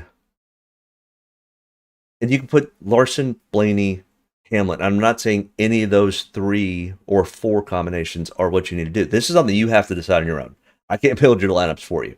I'm just giving you the data on how to start to differentiate your lineups compared to everyone else's. And Hamlin, Larson, Blaney are probably going to be in the 35 to 50% ownership range. William Byron, my best guess, is probably going to be 18 to 20, 22% owned. I don't think he gets up to the 25%. It's always possible, but I don't think so because you also have a Chase Briscoe $200 more expensive for Chase Briscoe starting in 31st. And people are going to gravitate to that because of the place differential. This track is not a place differential type of track. Like we've seen, only one or two drivers in the past 4 races has started outside of in the 30s to make it into the optimal. You're back there in the muck. You're asking for trouble when you start that far back. So that's kind of what I'm saying is William Byron ends up becoming slightly different than what everybody else is going to do. And that's how you can differentiate. I'm not saying William Byron is the one, because Chase Elliott could also be the one. Yeah, so I mean, William Byron's literally sandwiched between a 31st Briscoe and a 16th place starting Chase Elliott. And the price difference is not that significant. And that's 5, not 4. But once again, Chase Elliott runs well here. 6.8 average finish, 8.8 for his entire career, but he's never won. He's starting from 16th. Practice speeds, like I said, the Hendrick cars did not practice super well. 19th and 32nd for Byron, Elliott 28th to 18th. So we have some place differential here, or at least some leeway with place differential, where we don't have any leeway with place differential with a Ryan Blaney or a Larson or an Elliott. Now, like we've said, if they go lead 150 plus laps, that gives them the leeway to fall back to 10th and still have a good points day. So, and that's kind of what I'm saying. It now becomes even more apparent that William Byron probably will be closer to the 15% ownership range, in my opinion, because you now have Chase Elliott starting in 16th with a 6.8 average finish over the last 5 races at Bristol. So, just by getting to that gives you a much bigger leeway than what William Byron gets. But if Chase Elliott finishes in 16th, it's 28 points. It doesn't get you anywhere. If he finishes in 8th, it's 45 points. But because he's starting in 16th, people, if you don't go back and do the work and look at the history and look at the stats and look at how many people start in the top 10 that finish in the top 15 in Draftkings points, which is 6. Some places, sometimes 7. So well over half of the top 10 end up in the top 15 in Draftkings points. And I think that's what's important. That's kind of what I'm saying is William Byron ends up, on paper, does not look as good as a Chase Elliott. And I think they're probably about equal. But then we look at what you're looking to differentiate is the ownership stat for both of them. And Chase Elliott will get more ownership than William Byron. Now, the trend is also a little bit interesting. It's 17.8 for Chase Elliott, and that's over the last 5 traditional ovals. And William Byron is 17.8. No, 13.2 for William Byron and 17.8 for Chase Elliott. So William Byron's got a better average finish over the last 5 traditional ovals in comparison. But people are going to gravitate to him starting 16th and want the place differential potential. Well, even if he finishes in 8th, sure, he makes the top 15 in points, but, with a William Byron who will be lesser owned, finishing in 3rd, get you 66 if he leads 60 laps. I mean, same thing can be said for Chase Elliott if he makes it up there and finished and has laps led. But, it's, and that's kind of what I'm trying to say, Jim, is in these tournaments, you especially these large field tournaments, you have to differentiate somewhere. I'm not saying William Byron is that person, but that's how I look at things, is what did I used to do way back when I didn't look in depthly into stats and finishes and laps led and all these different things, I would just go off of, hey, yeah, Chase Elliott's pretty good here. Oh, he's starting in 16th. There's some place differential. I'll go with Chase Elliott. Oh, well, William Byron's right next to him. Well, there's not as much place differential, and they're about the same. So the logic would be to go to Chase Elliott, which gives him more ownership. Either one could do the same thing. Finishing positions, laps led, fast laps. But William Byron has less ownership than Chase Elliott, which gives you the slight edge in a tournament, is all I'm saying. So Joey Logano starting in 22nd, 9,200. Joey Logano hates this track now in this car combination. That's all I'm really saying is he was on the Xfinity broadcast last night, and he was like, I'm glad I've got a good buffer coming into this race because he is not good. And Joey Logano currently is plus 21 on the cut line. I have to argue with Joey Logano. That is not a safe spot to be. But it's better than where he was at -3. So I'll give him that. But in the last 5 races at Bristol, he has an average of 27th. No top 20s. And a 10.6 DraftKings average. It's abysmal. And it's this way for Penske almost across the board. And once again, who was it? Somebody said earlier that, Penske and Ryan Blaney's finishing better at tracks that he typically has not finished. Yeah. But Joey Logano honestly looked and sounded concerned about this race. Once again, are they playing cat and mouse? Maybe. So could Joey go? Joey's won here twice before in the past. Joey at any given week could go and win races. He's a 2-time champion. Definitely going to be in the Hall of Fame. I mean, he's got 30 total starts here at Bristol. This track has not been kind to him, though, in the next gen era. Just hasn't. So, I will probably fade off of Joe Logano, and he'll probably get faded off of. He probably will be low teens in the ownership range. Just because it's very well known that he's not good here. I don't expect him to lead any laps. He might have, 10 fast laps just because you get one here and there.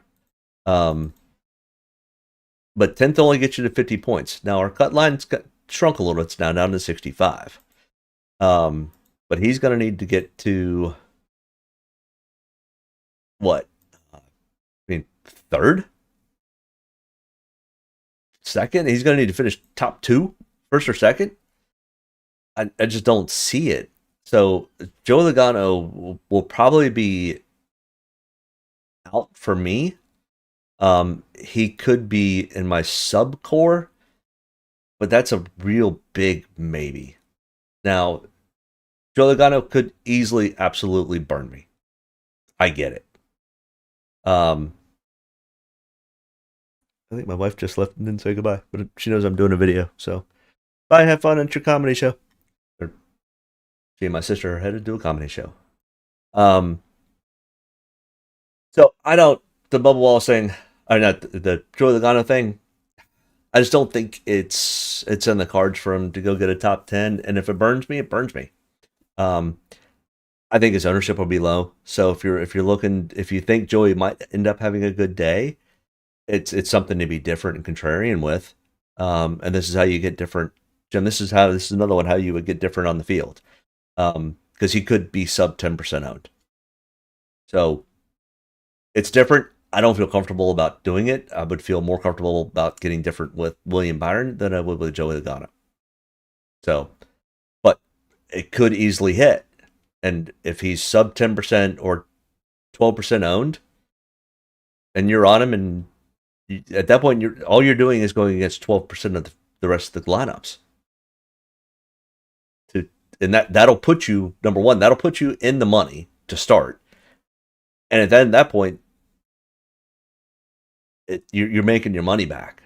Well, you're making your money back on that one entry, but if you're running that many lineups, the $20, you're going to need to get one of your guys, one of your lineups. So I think you said you were running like 18 lineups, which is at $20 to almost $400. You need to get at least one in the top 15 out of 10,000. Now, you could get 4 in the top 35, which is probably even harder. But you need to get at least one of your lineups to get your full entry back, one lineup into the top 14 out of 10,000 entries. That's why this thing is so difficult. So hopefully that kind of helps. Yeah, and you know, I would love to say that I could tell everybody the winning lineup. No, I don't know if I did. I'm not sure I'd share with anybody. I would just take the winning pot every week, and retire on a beach somewhere. But all I do is just kind of go through stats and opinions and what has worked in the past for me and what hasn't. So, Bubba Wallace, $9,000, starting in 8th. He was super good in practice. He was 6th and 7th. His practice speeds up until the data got wonky with him looked to be fine. Bubba Wallace is doing kind of Ryan Blaney-esque things. He is performing way better at tracks that he typically hasn't. In the last 5 races, only one top 10, an 18.8 average finish. So, I mean, all indications are, and he's actually really good on the cut line. He'll advance. It would have to be he and lots of people would have to implode this week for Bubba Wallace to end up falling out of the playoffs. So I think Bubba Wallace is safe to move on, but you still have to go not win the race, but you still have to go and perform. And starting in 8th, this is another, he probably falls in that sub 20% owned, probably closer to 17, 18%. This lines up very, very similar to a William Byron style pick. I think it's a decent pick. It's not going to be a high ownership pick. You become a little contrarian by going after Bubba Wallace instead of, having a Briscoe or having Hamlin or Larson paired up with one of those other drivers is kind of what I'm getting at. And I mean, the numbers work the same if you're starting in 7th or you're starting in 8th. So it's, once we kind of do this a couple times with a few people, everybody kind of gets to see the logic behind it. He's still going to need to go to lead probably 50 laps. That gets him right to 65 with 10 fast laps and finish in 2nd. I mean, he's been leading laps every week. He was good in practice. It's all very plausible. His pit crew's been doing good. He's been doing well. His mindset's in the right place.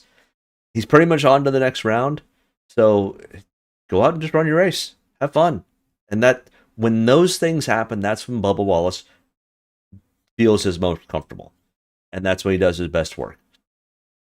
So I like the Bubba Wallace call as much as I like the Blaney call. And you start to get a little bit of a savings. And he is $9,000, not $8,300. So, yeah, he's a little on the expensive side, but so is Byron. I think Bubba Wallace has much of a chance of leading some laps and getting a decent finish as Byron does. And maybe even more because Bubba Wallace's average finish is 10.8. Byron is like 12 point something. So Bubba Wallace's trend line currently is better than Byron or Elliott or Joey Logano. Oh, it's Joey's current 10.6. Yes, Bubba Wallace has a better average finish over the last 5 races than Joey Logano. Just saying. He's hitting on all cylinders right now. He could be a spoiler when we get to the Final Four. I'm not saying he's probably going to win the Final Four, but he could easily play spoiler for somebody. Because nobody had him in the playoffs. Ty Gibbs, 8,700. Ty is exceptional at Bristol. This is one of Ty Gibbs' better tracks. 7th and 8th in practice. He did 84 total laps at practice. And if we look at his practice speeds, they look good.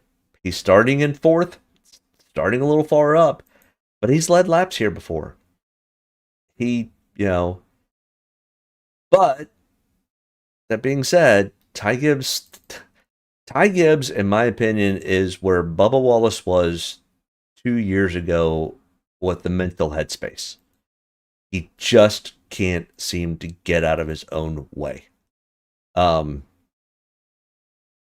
and simple. And that's why I'll probably fade off of Ty Gibbs, and I'm probably not really that interested. Will it be a complete fade? No. Will it be absolutely sub 10% ownership for me? Yes. So if you're looking to be really contrarian, you could put Ty Gibbs in some lineups. And if he does well, yeah. I mean, my honest opinion, I think he'll be sub 10% owned. He'll probably might even be sub 5% owned.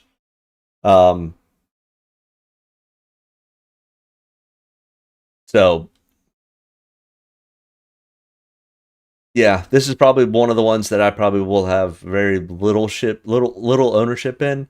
I always kind of run one of my 60, 70, 80 lineups that I run.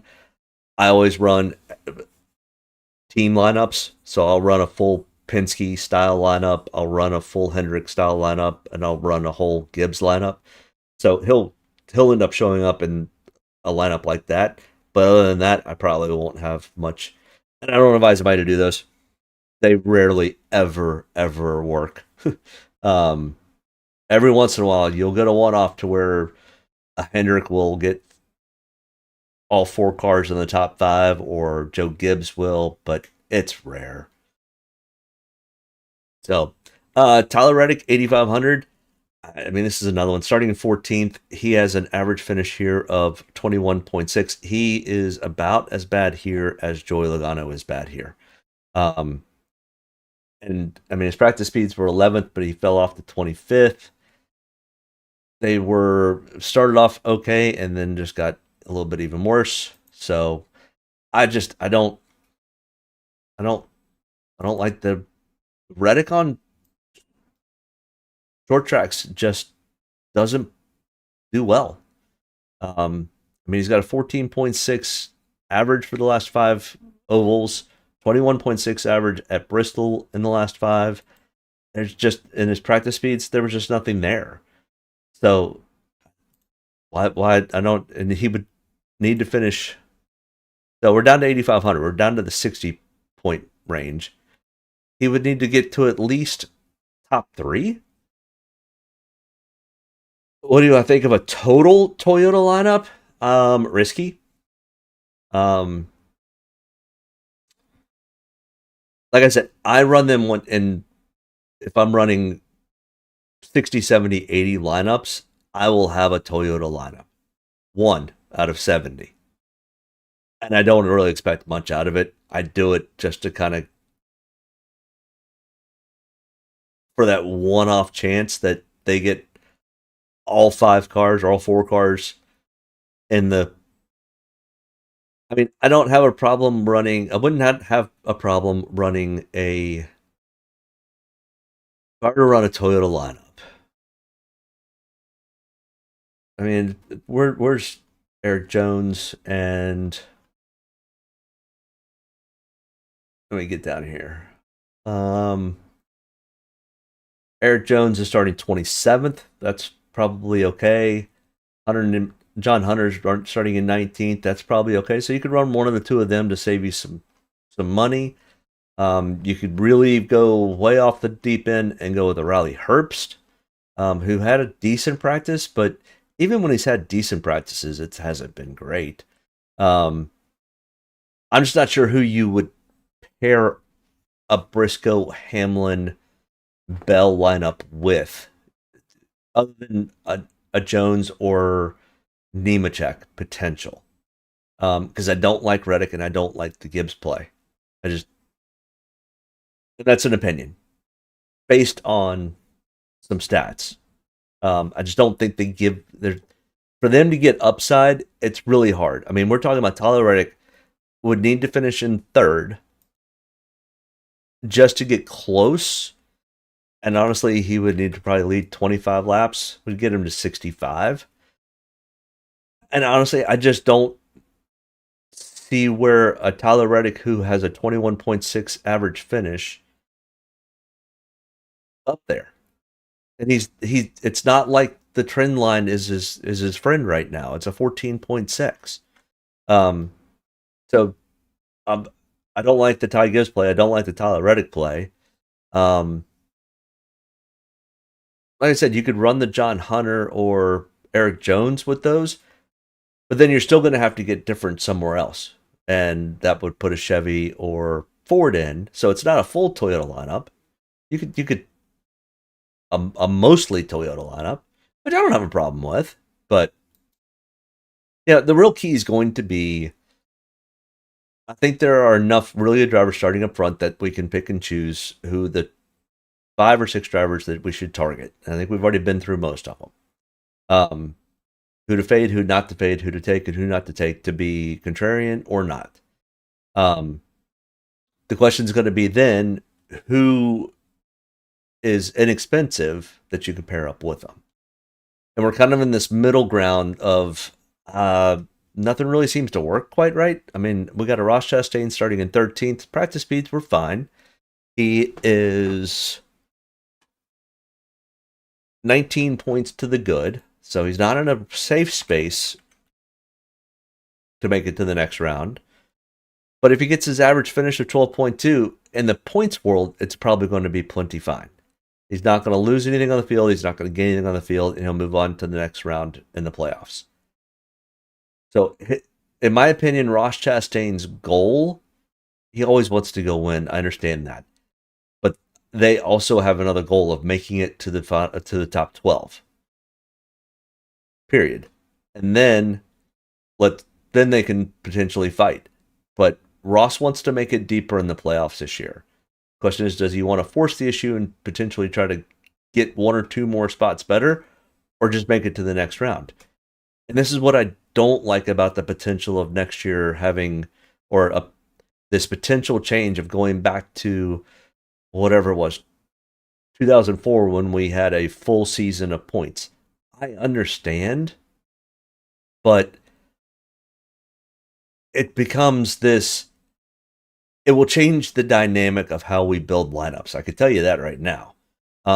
If they go back to a full season points race, because you will literally just have guys out there points racing. I don't know if I can put out a lineup, but I have a Larson. Yeah, you could tell us what a lineup you're running. I'll give you pros and cons to them all day. I don't mind doing that. Once again, don't come back and say, oh, you said there was going to be a good lineup, or oh, you said that might work. Everything on here is an opinion. I give you stats to try to back those opinions. You're the one who's got to submit your lineup. Happy Saturday, Pope. What's going on, buddy? Yeah, you're fine. We're only about halfway through this. Of course, me just running my mouth. But there's always a nugget in here, and we've had a couple little nuggets. But we talked about the rhythm of Bristol and how to run Bristol. Larson, Hamlin, Wallace. Okay, I like that. You got different with Wallace. You got 2 of the top probably potentials for domination. Jones, Haley, Nemechek.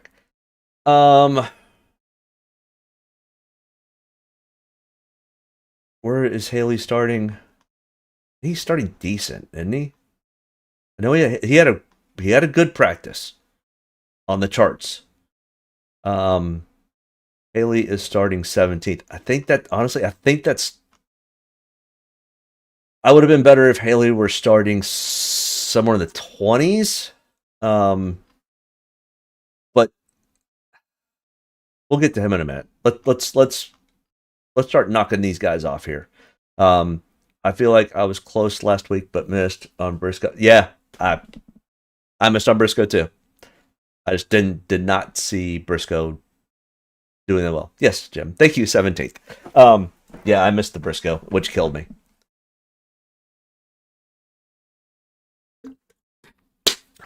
But Ross Chastain starting in 13th, I think it becomes more of a points race for him. So, like I said, Ross always wants to win, but I think he also wants to make it to the next round. I could put it on the calculator, but it's kind of similar to what we've seen the last little bit. 13th. Yeah, I mean, he's going to need to lead a few laps, get up to the top 3 to make it to that 60, maybe even top 4. And sure, it's there. You can be a little contrarian, but I don't know if there's a whole lot there. I mean, his current average trend line is a 15.2. So, Alex Bowman is way on the outside looking in at this point. Negative 35 on the cut line. He's going to have to win to get in. Starting in 15th, I think his practice speeds are probably fine because, like I said, Hendrick typically, not always, but typically, will run setups for race conditions in practice and not necessarily for qualifying conditions. I mean, his practice speeds were, they're fine. Kind of middle of the road, middle of the pack. We look at his averages. He's got a 19th place average finish here at Bristol. He finished 37th in the last race. 17.7 total. He's only got 3 top 5, 5 top 10s. He's going to need to get into the top 5 at least. The last lineup with Bubba is the one I ended up with 20 minutes ago. Yeah, I think it's fine, and I think Haley is fine. But I think because he was as fast as he was in practice, I think the ownership ticks up because of that. And I don't know if there is a potential of somebody in that price range that could potentially be better. And there might not be. We haven't gotten down there yet. And I haven't been able to wrap my full arms around it because I've literally just been building these PowerPoints. So this is where I kind of mentally start to break down the whole thought process. And that's why I like to do this, even if I were just talking to myself. Exactly. He was the fastest in practice. You have gravitated to Haley because he was fastest in practice, which is fine. But you have to think about when you're building DraftKings lineups.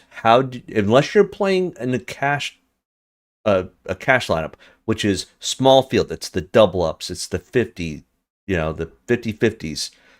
If you're playing in large field tournaments, you have to be willing to go different than the field to hit to win. If you're even with the field, you're not going to, and you're playing 20, let's say you're playing 20 lineups in the Chrome Horn, which is the max, and all of your lineups are even with the field, you're going to be even with the field, and you're lucky to get your money back. Why are you guys? And I'm not saying Haley's a bad pick. I'm not. I'm saying why it just is not contrarian. And in NASCAR DFS, you have to find the sneaky contrarian play to finish high in DraftKings. Greg said, absolutely. I mean, we're jumping pretty quick here. So, and I try to give everybody a breakdown of all of their drivers and all of their opportunities. So, yeah, I could jump around, but then we end up missing somebody. And for my own mental sake, I need to kind of go in the flow in the order. Well, you can't pass anyone with the same exactly. Yes, Bubba is one of the 2 contrarian plays that I like. Is he a full-on sleeper? No. Will he be less owned than Chase Briscoe, Kyle Larson, Ryan Blaney? Absolutely. Yeah. So Bubba Wallace is a great call. A believe it or not, a Byron is going to be lesser owned. No, Jim, you're fine. I'm just trying to tell you. Yes, I think I like the Gregson call, but I want to get to him. But I don't want to. If I jump to Gregson and I jump to Haley, all of a sudden that I miss. Not that SVG is going to do anything, but I would miss an SVG, or I would miss our next driver here, Kyle Busch. But back to Alex Bowman, I honestly, it's either checkers or your season. Not that season's over, but you're out of the playoffs. There's no ifs or buts. He and Josh Berry are both in the same boat. They have to win to get to the next round, and that's the only thing that they're going for. And I mean, where did Alex finish? He finished 37th at the last race here. He's had moments where he is fast, especially qualifying. But I just don't love when somebody has to win to get to the next round, especially when it's a one-off and it's not one of his best tracks. So yeah, if Alex Bowman burns me, he burns me. But I don't have a whole lot of interest, and I think he'll probably be 15% owned. I just don't have a whole lot of interest in it because I just don't trust it. So, and that's my opinion. Kyle Busch will probably get a fair amount of ownership starting in 32nd, but his average finish at Bristol in the last 5 races is 23.6 with an average running position of 22.2. Finished 14th in the spring. Out of 37 total starts, which is a shitload, he's got 8 wins. He's the winningest driver at Bristol in the race, hands down. But this next gen car, Kyle Busch, cannot perform. Plain and simple. Stats are right there. 23.6. No wins in the last 5 races. He's had moments where his speed was good. Every week, I swear to God, every week he finds a way to spin or get spun. So starting in 32nd, we think it's good, right? And it's not bad.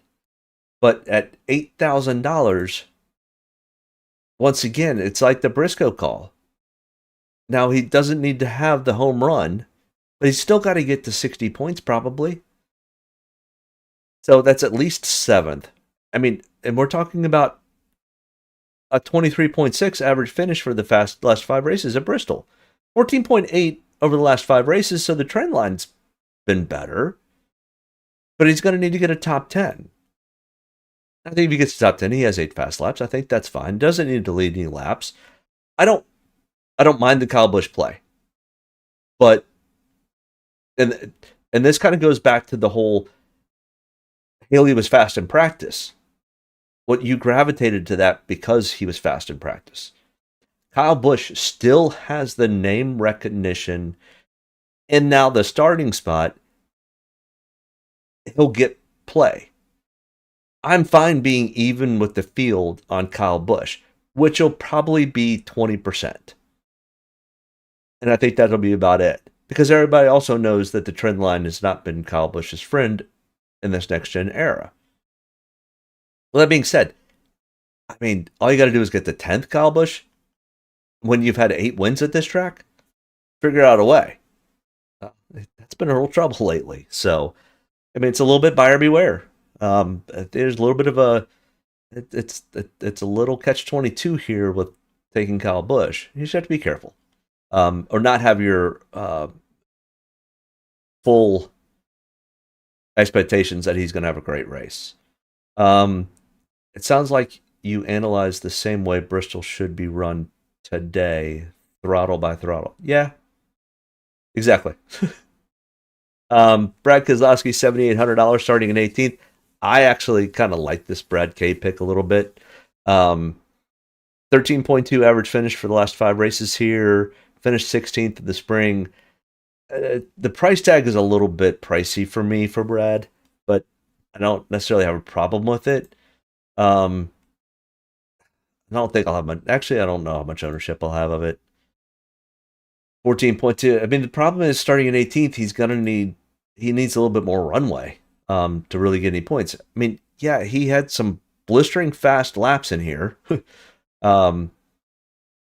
for where he was at, but he also fell right back off again. So go out and burn the tire up real fast and see what happens. I mean, in the last 5 races here, he's had a third, and his worst is 26. So not bad. His trend line looks really good over the last 5 non or traditional ovals at 11.8. But starting in 18th at 7,800, if he were closer to the 7,000, we'd be in a little bit better spot. But starting in 18th, it's going to be tough for him to show true value. Sixth, let's leave the laps led out. Because if we were going into this with the impression that Blaney, Larson, and Hamlin are going to lead a bulk of the laps, or 1 or 2 other people, and I don't think Brad's going to be that one, then we can throw the laps led out. He finishes in 6th at 54.5. Top 15 in points, but not probably optimal. It's close. He probably needs to be top 5 at least. Yeah, I mean, and that's 56. So it's close. It's not great. I don't mind taking some shots on Brad. He'll be in my what I would call my sub core. So he would probably be 16, ranking 16 to 22nd. And that's the one that's like, I don't mind playing him. I don't like it, or I don't love it, but it's fine. Maurice, I've learned a lot today, bro. Thank you. You're more than welcome. Going to have to sign out. Yeah. Take your daughter to your soccer game. Good luck. We do this every Saturday night, typically, unless it's a Saturday night race. So we'll see you next week. Appreciate you tuning in. Chris Buescher, next in line here, $7,700, starting in 21st. He does have 1 win here in the last 5 races. All right, good. Yep, I like that. 10.2 average finish. He finished 25th in this race with a 15.1. And this is where I almost I'm like, okay, who do I like more, a Brad or a Chris? Well, Chris has got 3 spots, a place differential to kind of play around with. But this will be kind of the case for everyone. And his practice speeds were, I mean, actually, yeah, I mean, I think Brad's practice speeds were a little better, and Brad qualified better. So I don't mind playing some Chris Buescher. I don't love it, don't hate it. I think I'm right there with, I'll probably be 10, 12% ownership, which I think probably is where the field is probably going to fall on him. He's going to need to get up to top 5 to make it to the 60. That's what laps led. Let's take that out. 59.5. So top 5 would make him probably optimal. I mean, the trends are 10.2 with 1 win. 16.2. How many top 5s in the last 5 races here? 2. 3 top 10s. I don't mind taking some shots on Chris Buescher. I'm not going to go super heavy on it. I'll probably be even with the field, which, I mean, kind of falls in line with this weird probably $7,000 to $8,500 range. You just kind of want to be even on the field with it. Carson Hocevar, $7,500, starting in 12th. This is very typical Kyle Larson, or Carson Hocevar, the chaos. We'll go out and blister a couple of laps. And when I say blister, because he will probably blister his tires. And sure enough, he'll blister his tires and he'll fall off and he'll get faster. It's so inconsistent because he is at full throttle at all times.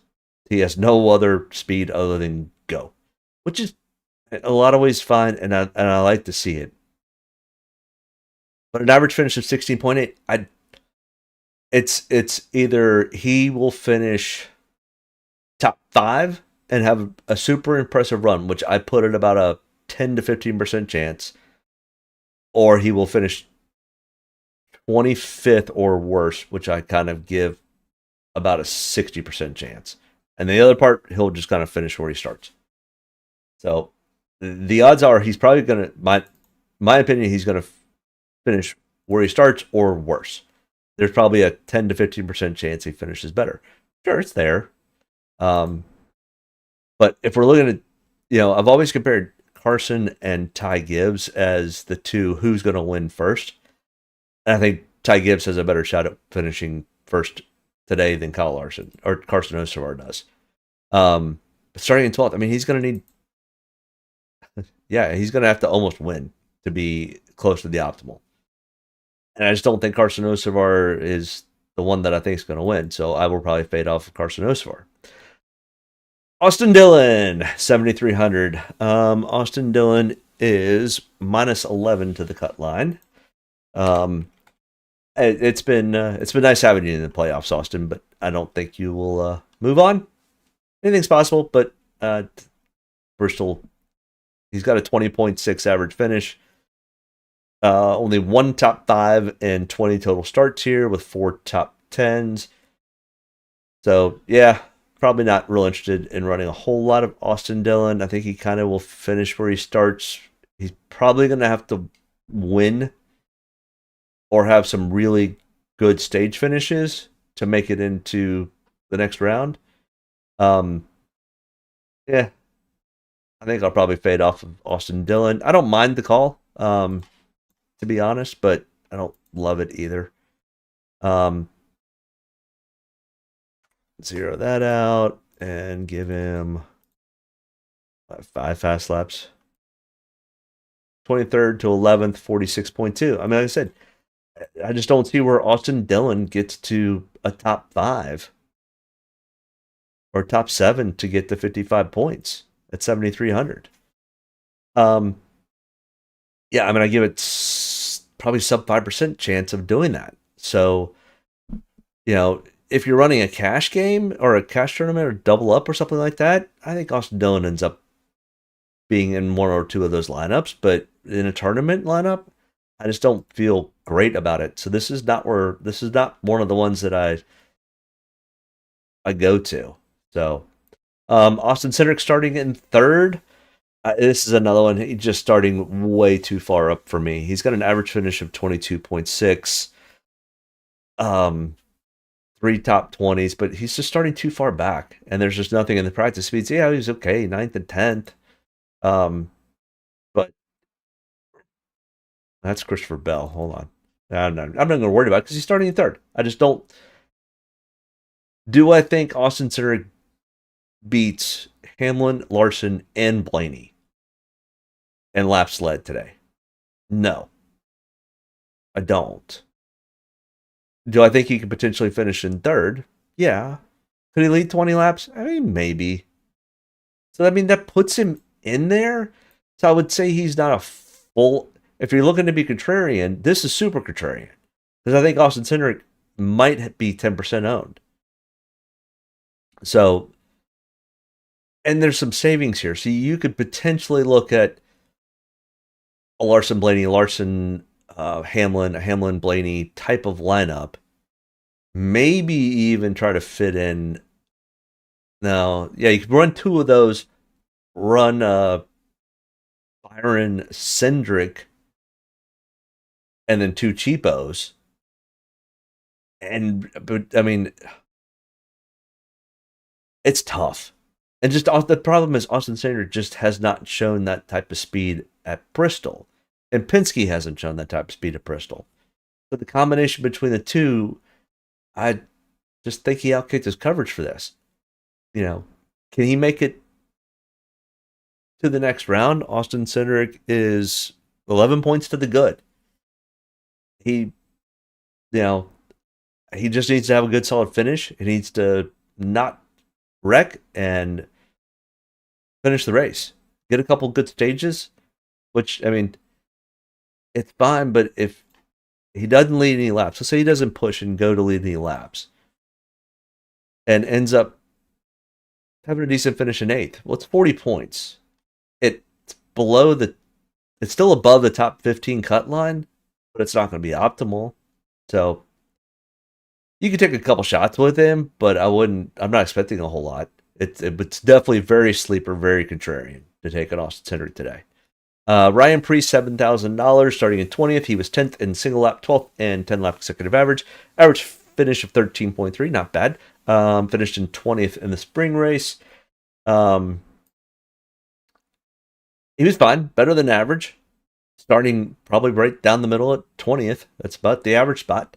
And he was faster than average, so I expect him to kind of move up through the field a little bit. He's got a 13.3. Now, is getting to 10th enough when you start in 20th at that price? Oh, well, we'll see. 48.5, which, I mean, at that point, you're getting close. And this is what I'm kind of talking about, is looking for the potential little trends. 13.3, it's not quite 10th, but Ryan Preece is also finishing better than he has this year than in years prior. He finished in 20th in this race earlier this year, so not, I mean, it's where he's starting.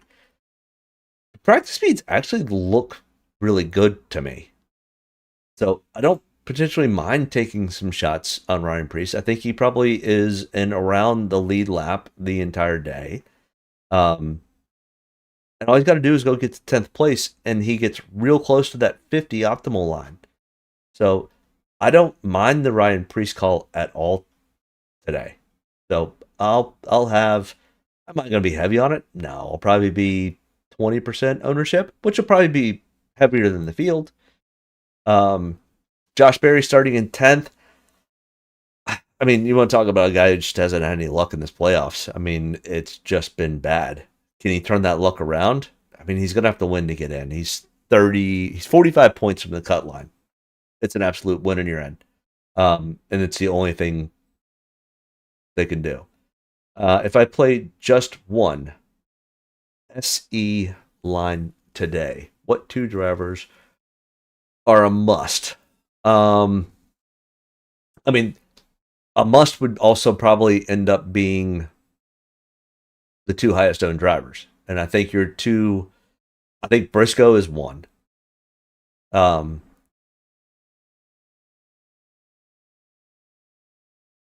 it's a Larson or Hamlin. And I would put Larson first, Hamlin second. I think the four drivers that I will be keyed into the most that are also going to be highly owned: Larson, Blaney, Hamlin, Briscoe.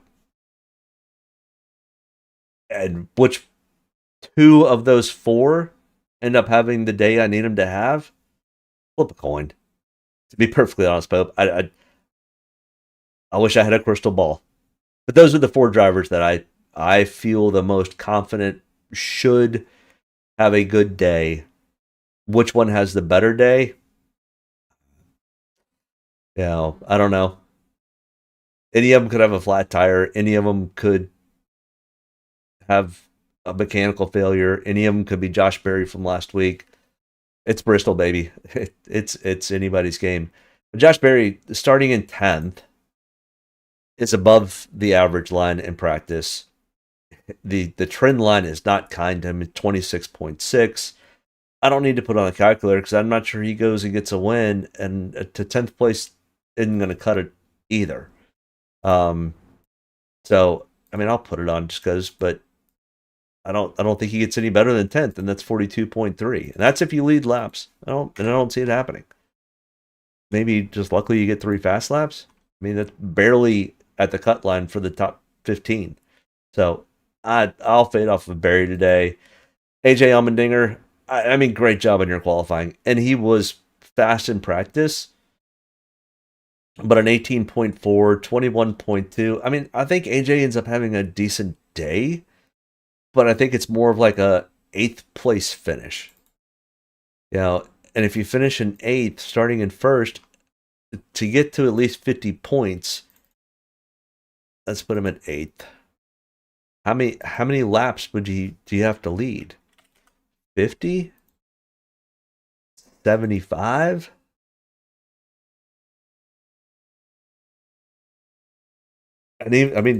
No, he's got to lead like 90 laps. Well, I guess your fast laps change a little bit, so let me fix that.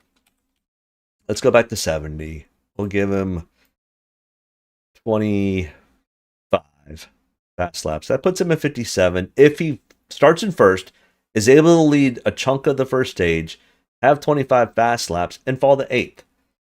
I'm not saying it's not doable, but over the last 5 races, let me get sure I get this right. In the last 5 races at Bristol,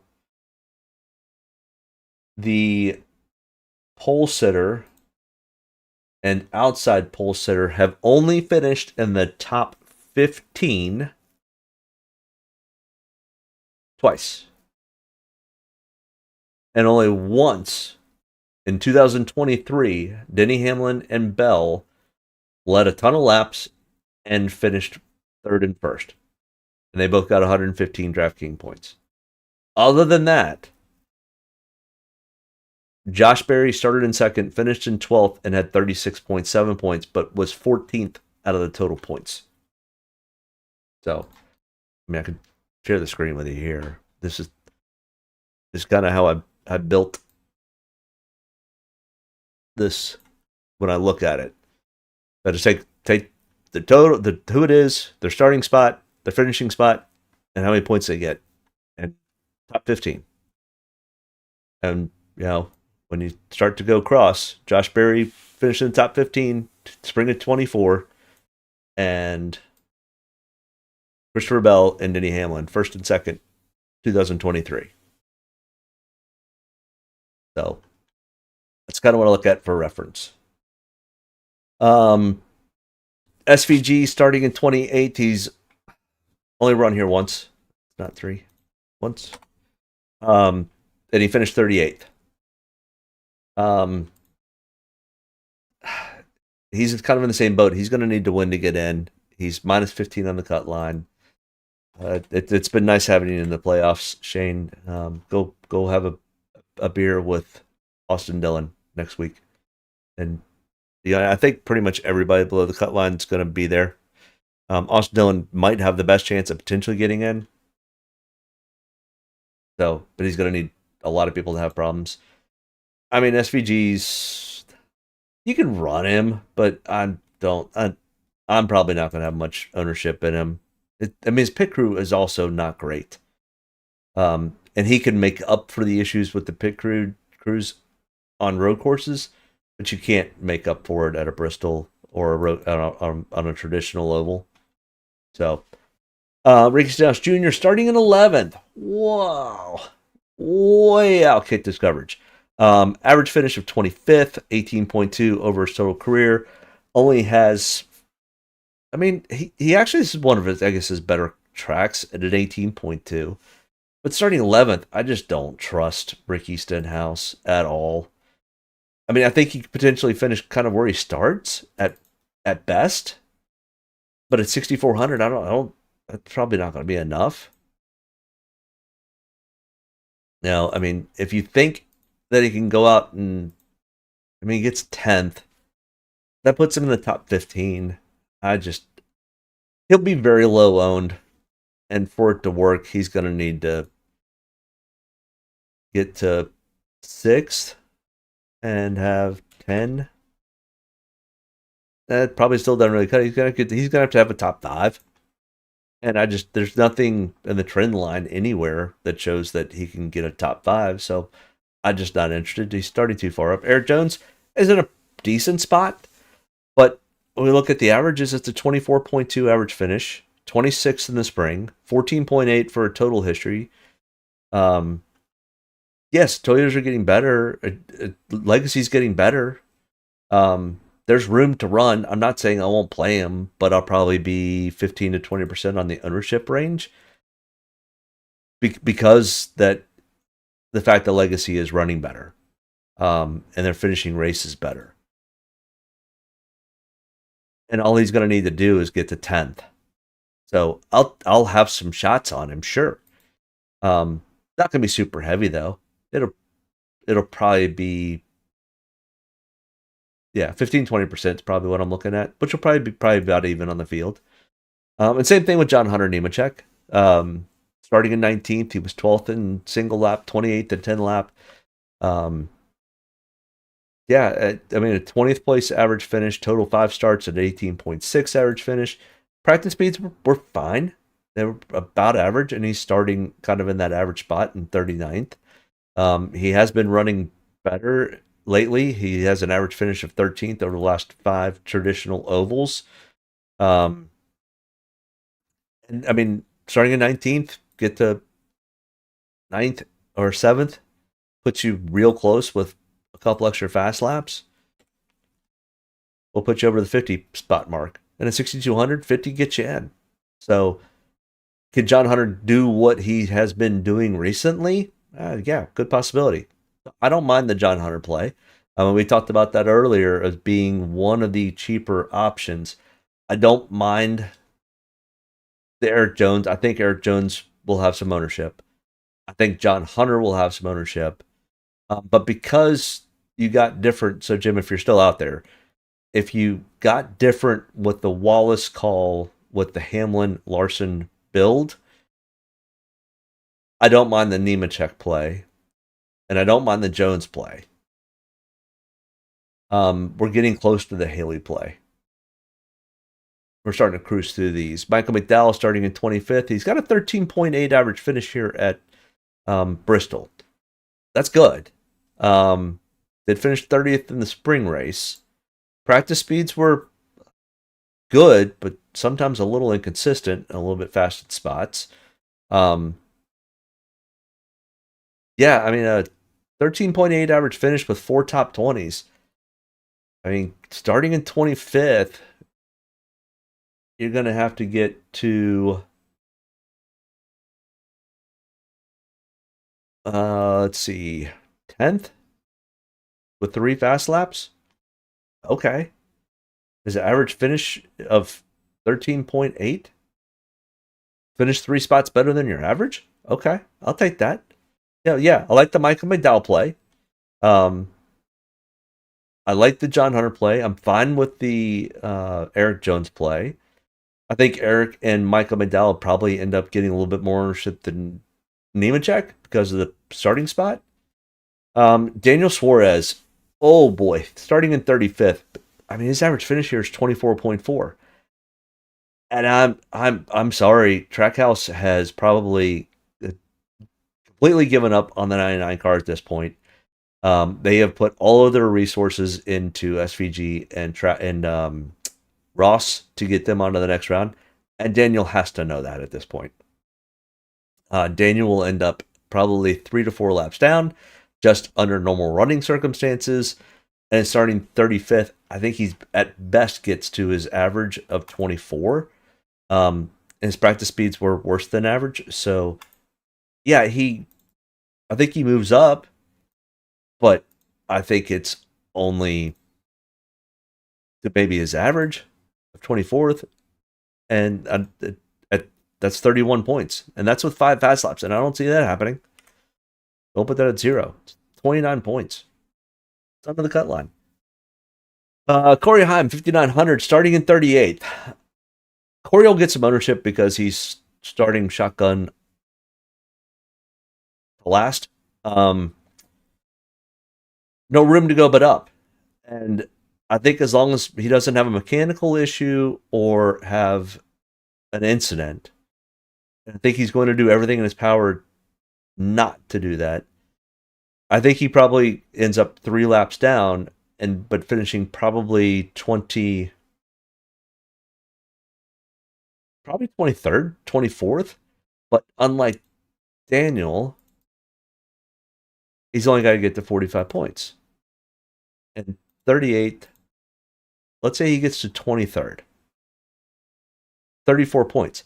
It's probably not enough, to be perfectly honest.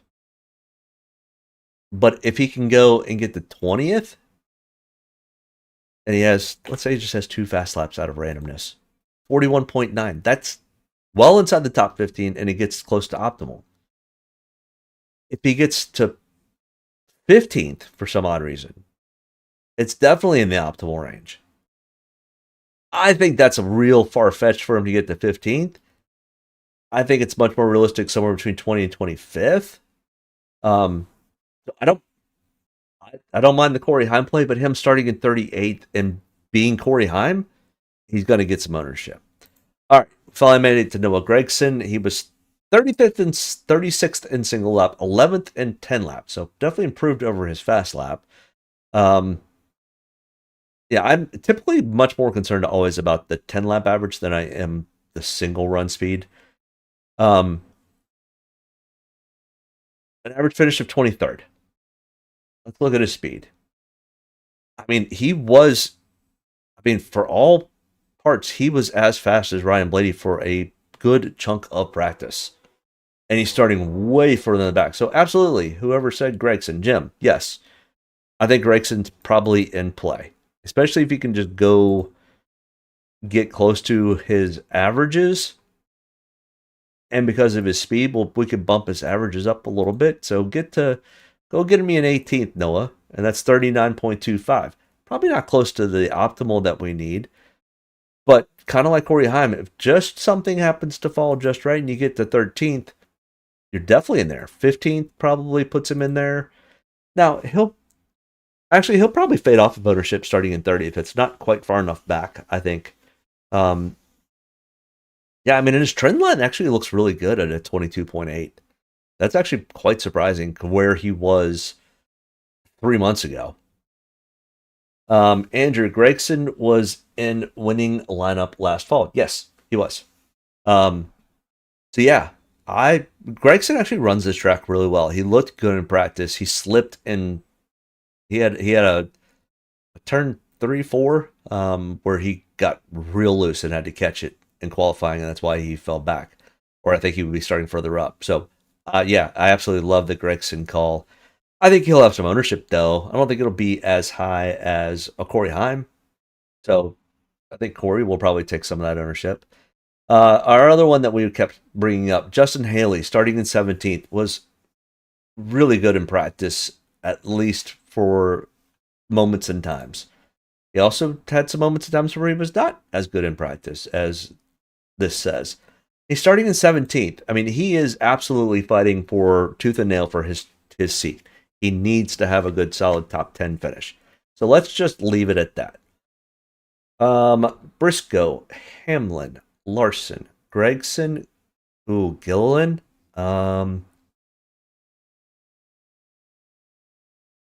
He comes up in 2 spots. We'll get to Gilliland in one quick second. Let's finish with Haley first because he's been brought up quite a few times. 17th. He is, like I said, he is fighting tooth and nail. He has to get to a top 10.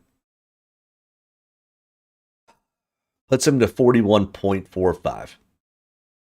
I think Haley is probably a decent cash play to save some money in a cash play. And a large field tournament, I think he probably ends up maybe pulling more ownership than I would like. I'm not a complete fade on Justin Haley. I just think it's kind of like Josh Berry, SVG, Alex Bowman. I think there just is so much on the line at this point for them. Not that Alex Bowman's on a hot seat or Josh Berry's on a hot seat. Justin Haley's on a hot seat. They're on a hot seat because they want to make the next round and they need to finish first. Justin Haley needs probably a good top 10 to continue the momentum because he's had a couple of decent races. Well, actually, his trend line sucks. 23rd and 37th. Take that back. Yeah, I don't. I'll probably fade off Justin Haley, to be perfectly honest. I mean, his speeds were a little wonky. I think people are going to get drawn to that he was fast.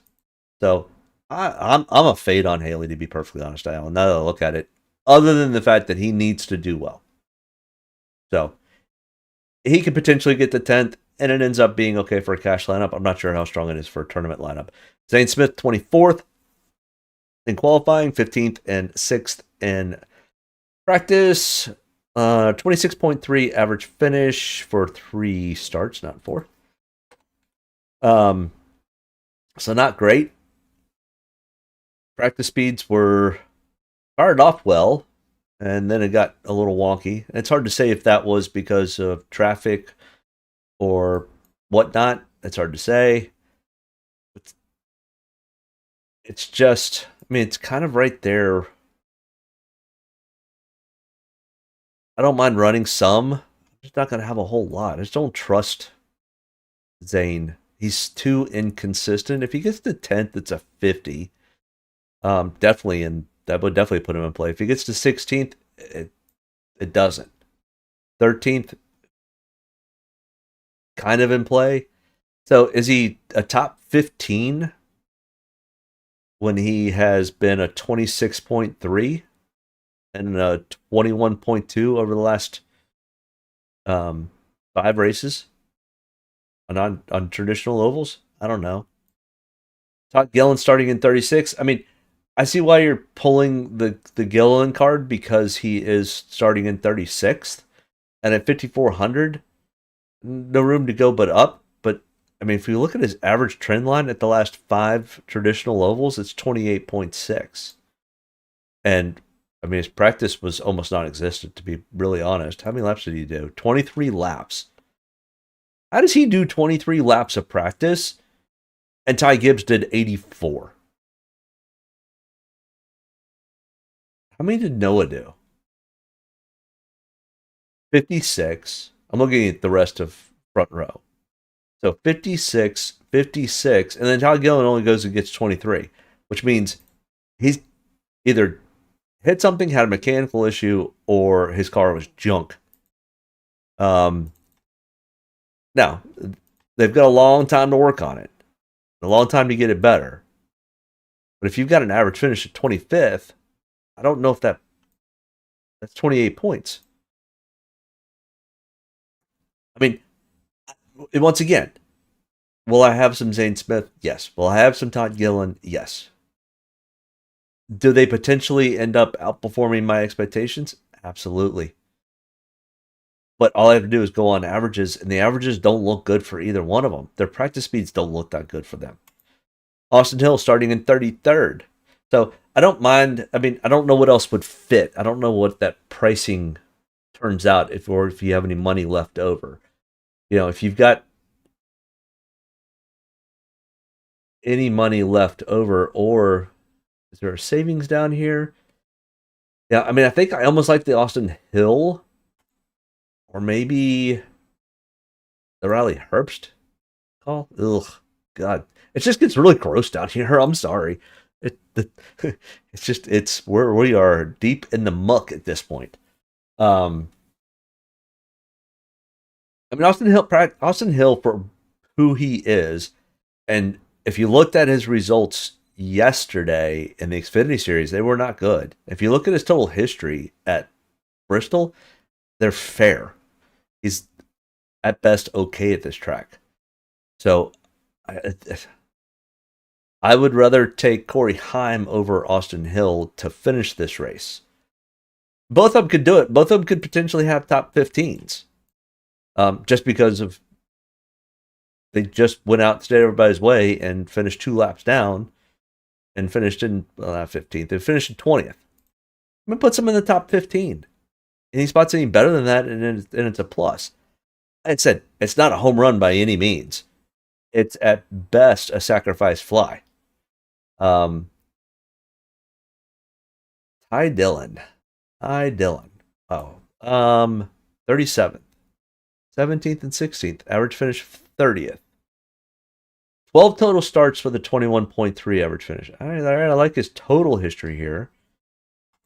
Practice speeds. Oh, let's finish these first. Like I said, Ty Dillon definitely could be playable though. Cole Custer, last 3 races here, an 18.5 average finish. I mean, that's nothing to sneeze at. Finished 29th in the spring. Okay, not great. He was at about best average. So, starting in 26th though, I don't think there's enough runway here. He's starting too far up, to be perfectly honest. If he gets to, let's say he even gets to his average, 18, 33 points. Doesn't put him in the top 15. So, sure, is Cole Custer in play? Sure. Is it a 1 or 2 or 3 off? Yeah. Is it somebody I'm going to play in one of my bigger tournaments that I'm looking to do well in? No. I'll play him in like the quarter tournament. So I have 3 different tiers of tournaments that I play. The ones that I go, okay, if this one-off thing happens, at least I have some coverage in a smaller tournament that might end up giving my money back. And then I have my, the Chrome Horns. I don't really play Chrome Horn that much anymore, but they took the $8 tournament away, or it filled up really fast. I don't know which. So I did have to play some Chrome Horn this week, reluctantly, just too many people in that damn thing. It's too hard to differentiate and still have a good finish. And then if you do have a good finish and you're with everybody else, you split pots. So we drop Hamlin for Bell and move up John Hunter. Okay. Yeah. Could I play? I mean, absolutely, Jim. Yes, you could play. But what are my thoughts on Hamlin, Blaney, Bell, Fade, Larson? Sure. I mean, if you look at the trend line for Larson, it's not like he's going out and dominating the Cup circuit right now. Is he improved over June and July? Absolutely. Is there room to improve? Yeah. Is there a reason to be like he's led 873 whatever laps in the last 1,000? Yeah. Does it take one slip? Yep. So, yeah, I mean, absolutely, you could fade Larson. I think Bell's a perfectly fine play. I think Bell and Byron kind of play in the same ballpark. So, yeah, Hamlin and Blaney are absolutely in play. Larson and Hamlin are in play. Larson and Blaney are in play. The combination of any of those 3, I think 2 of the 3 end up probably having a pretty good day. All 3 of them could, but the potential of trying to find getting those 3 and finding somebody to put with them becomes a little on the tough side. Briscoe, Larson, Bell, Gregson, McDowell, Nemechek. $200 left over.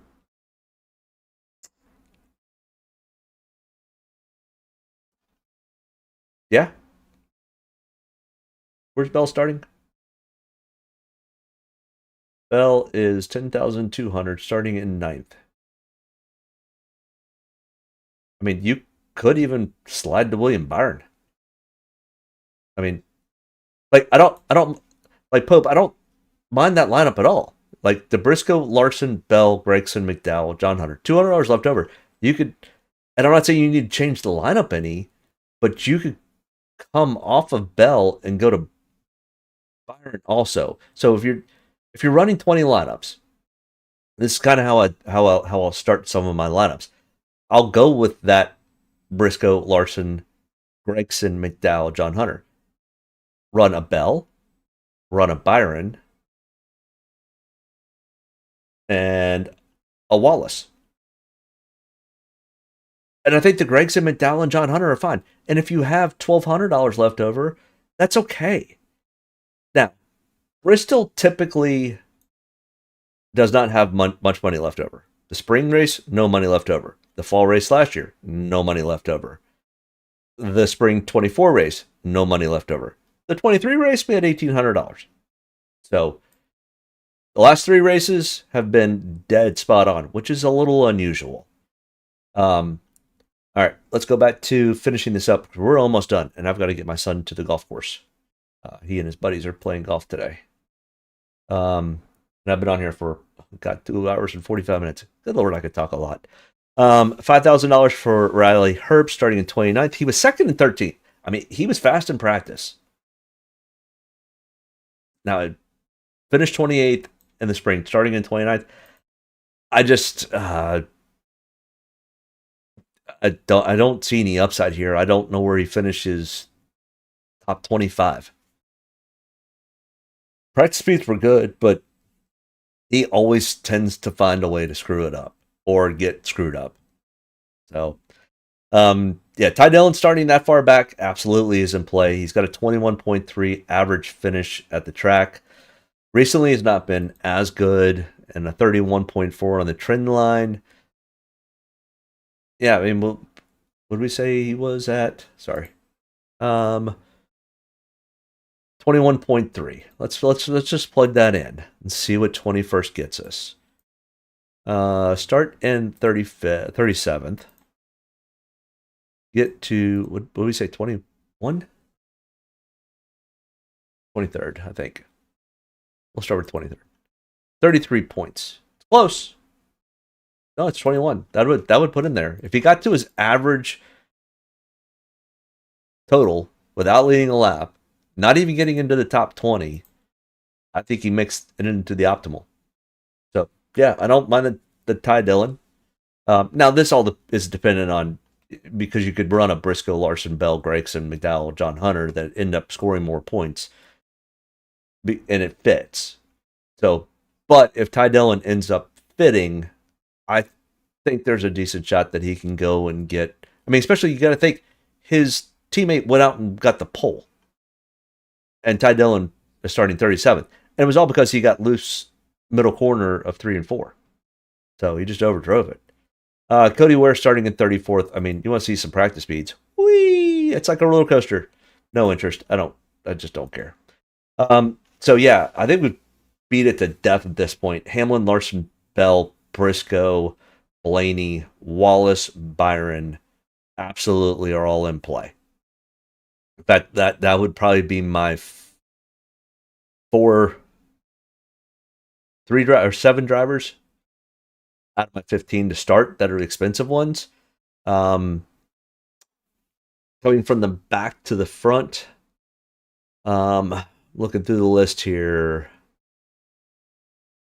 McDowell, Nemechek. I'll have some Kyle Busch. I'll have some Eric Jones. I'll take a couple shots with Heim. I do like the Gregson call a lot now that you kind of brought that up and we dug into it a little bit. That's why I like doing these, because it makes me kind of think about it a little bit and look at all the stats for each player, for each driver. You could run some Austin Hill.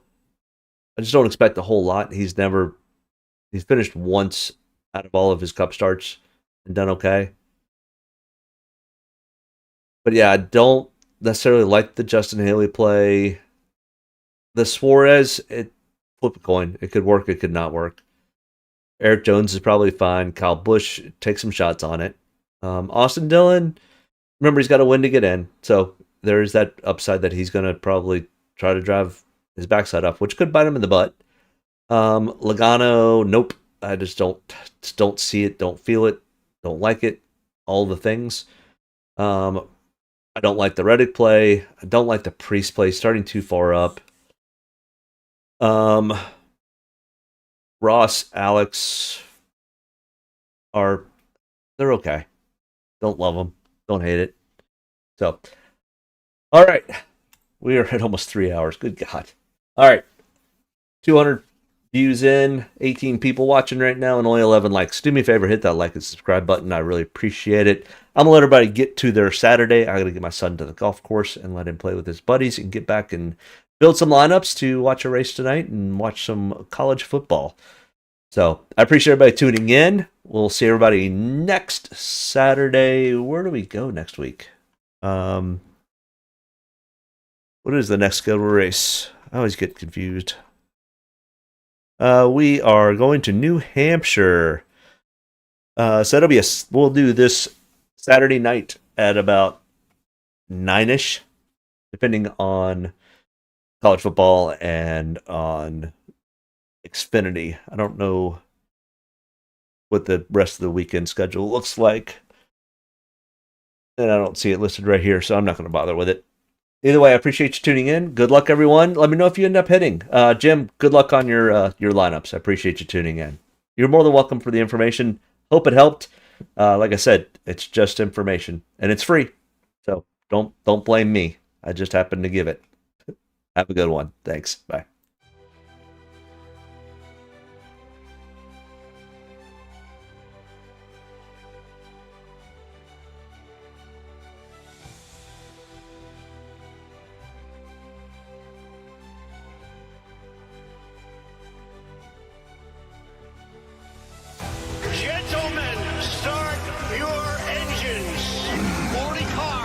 come to life. He still takes the field? Yep. Love it. Get a good deep breath. Get ready to roll here.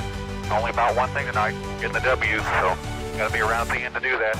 Get ready to roll tonight, boys. Go have some fun. Don't get me any more fired up than I already am. All the way to the checkered. You're fine. Nobody's got to run. Checker pass, baby! Really proud of you, man. Drove your butt off tonight. We had the best car here, bud.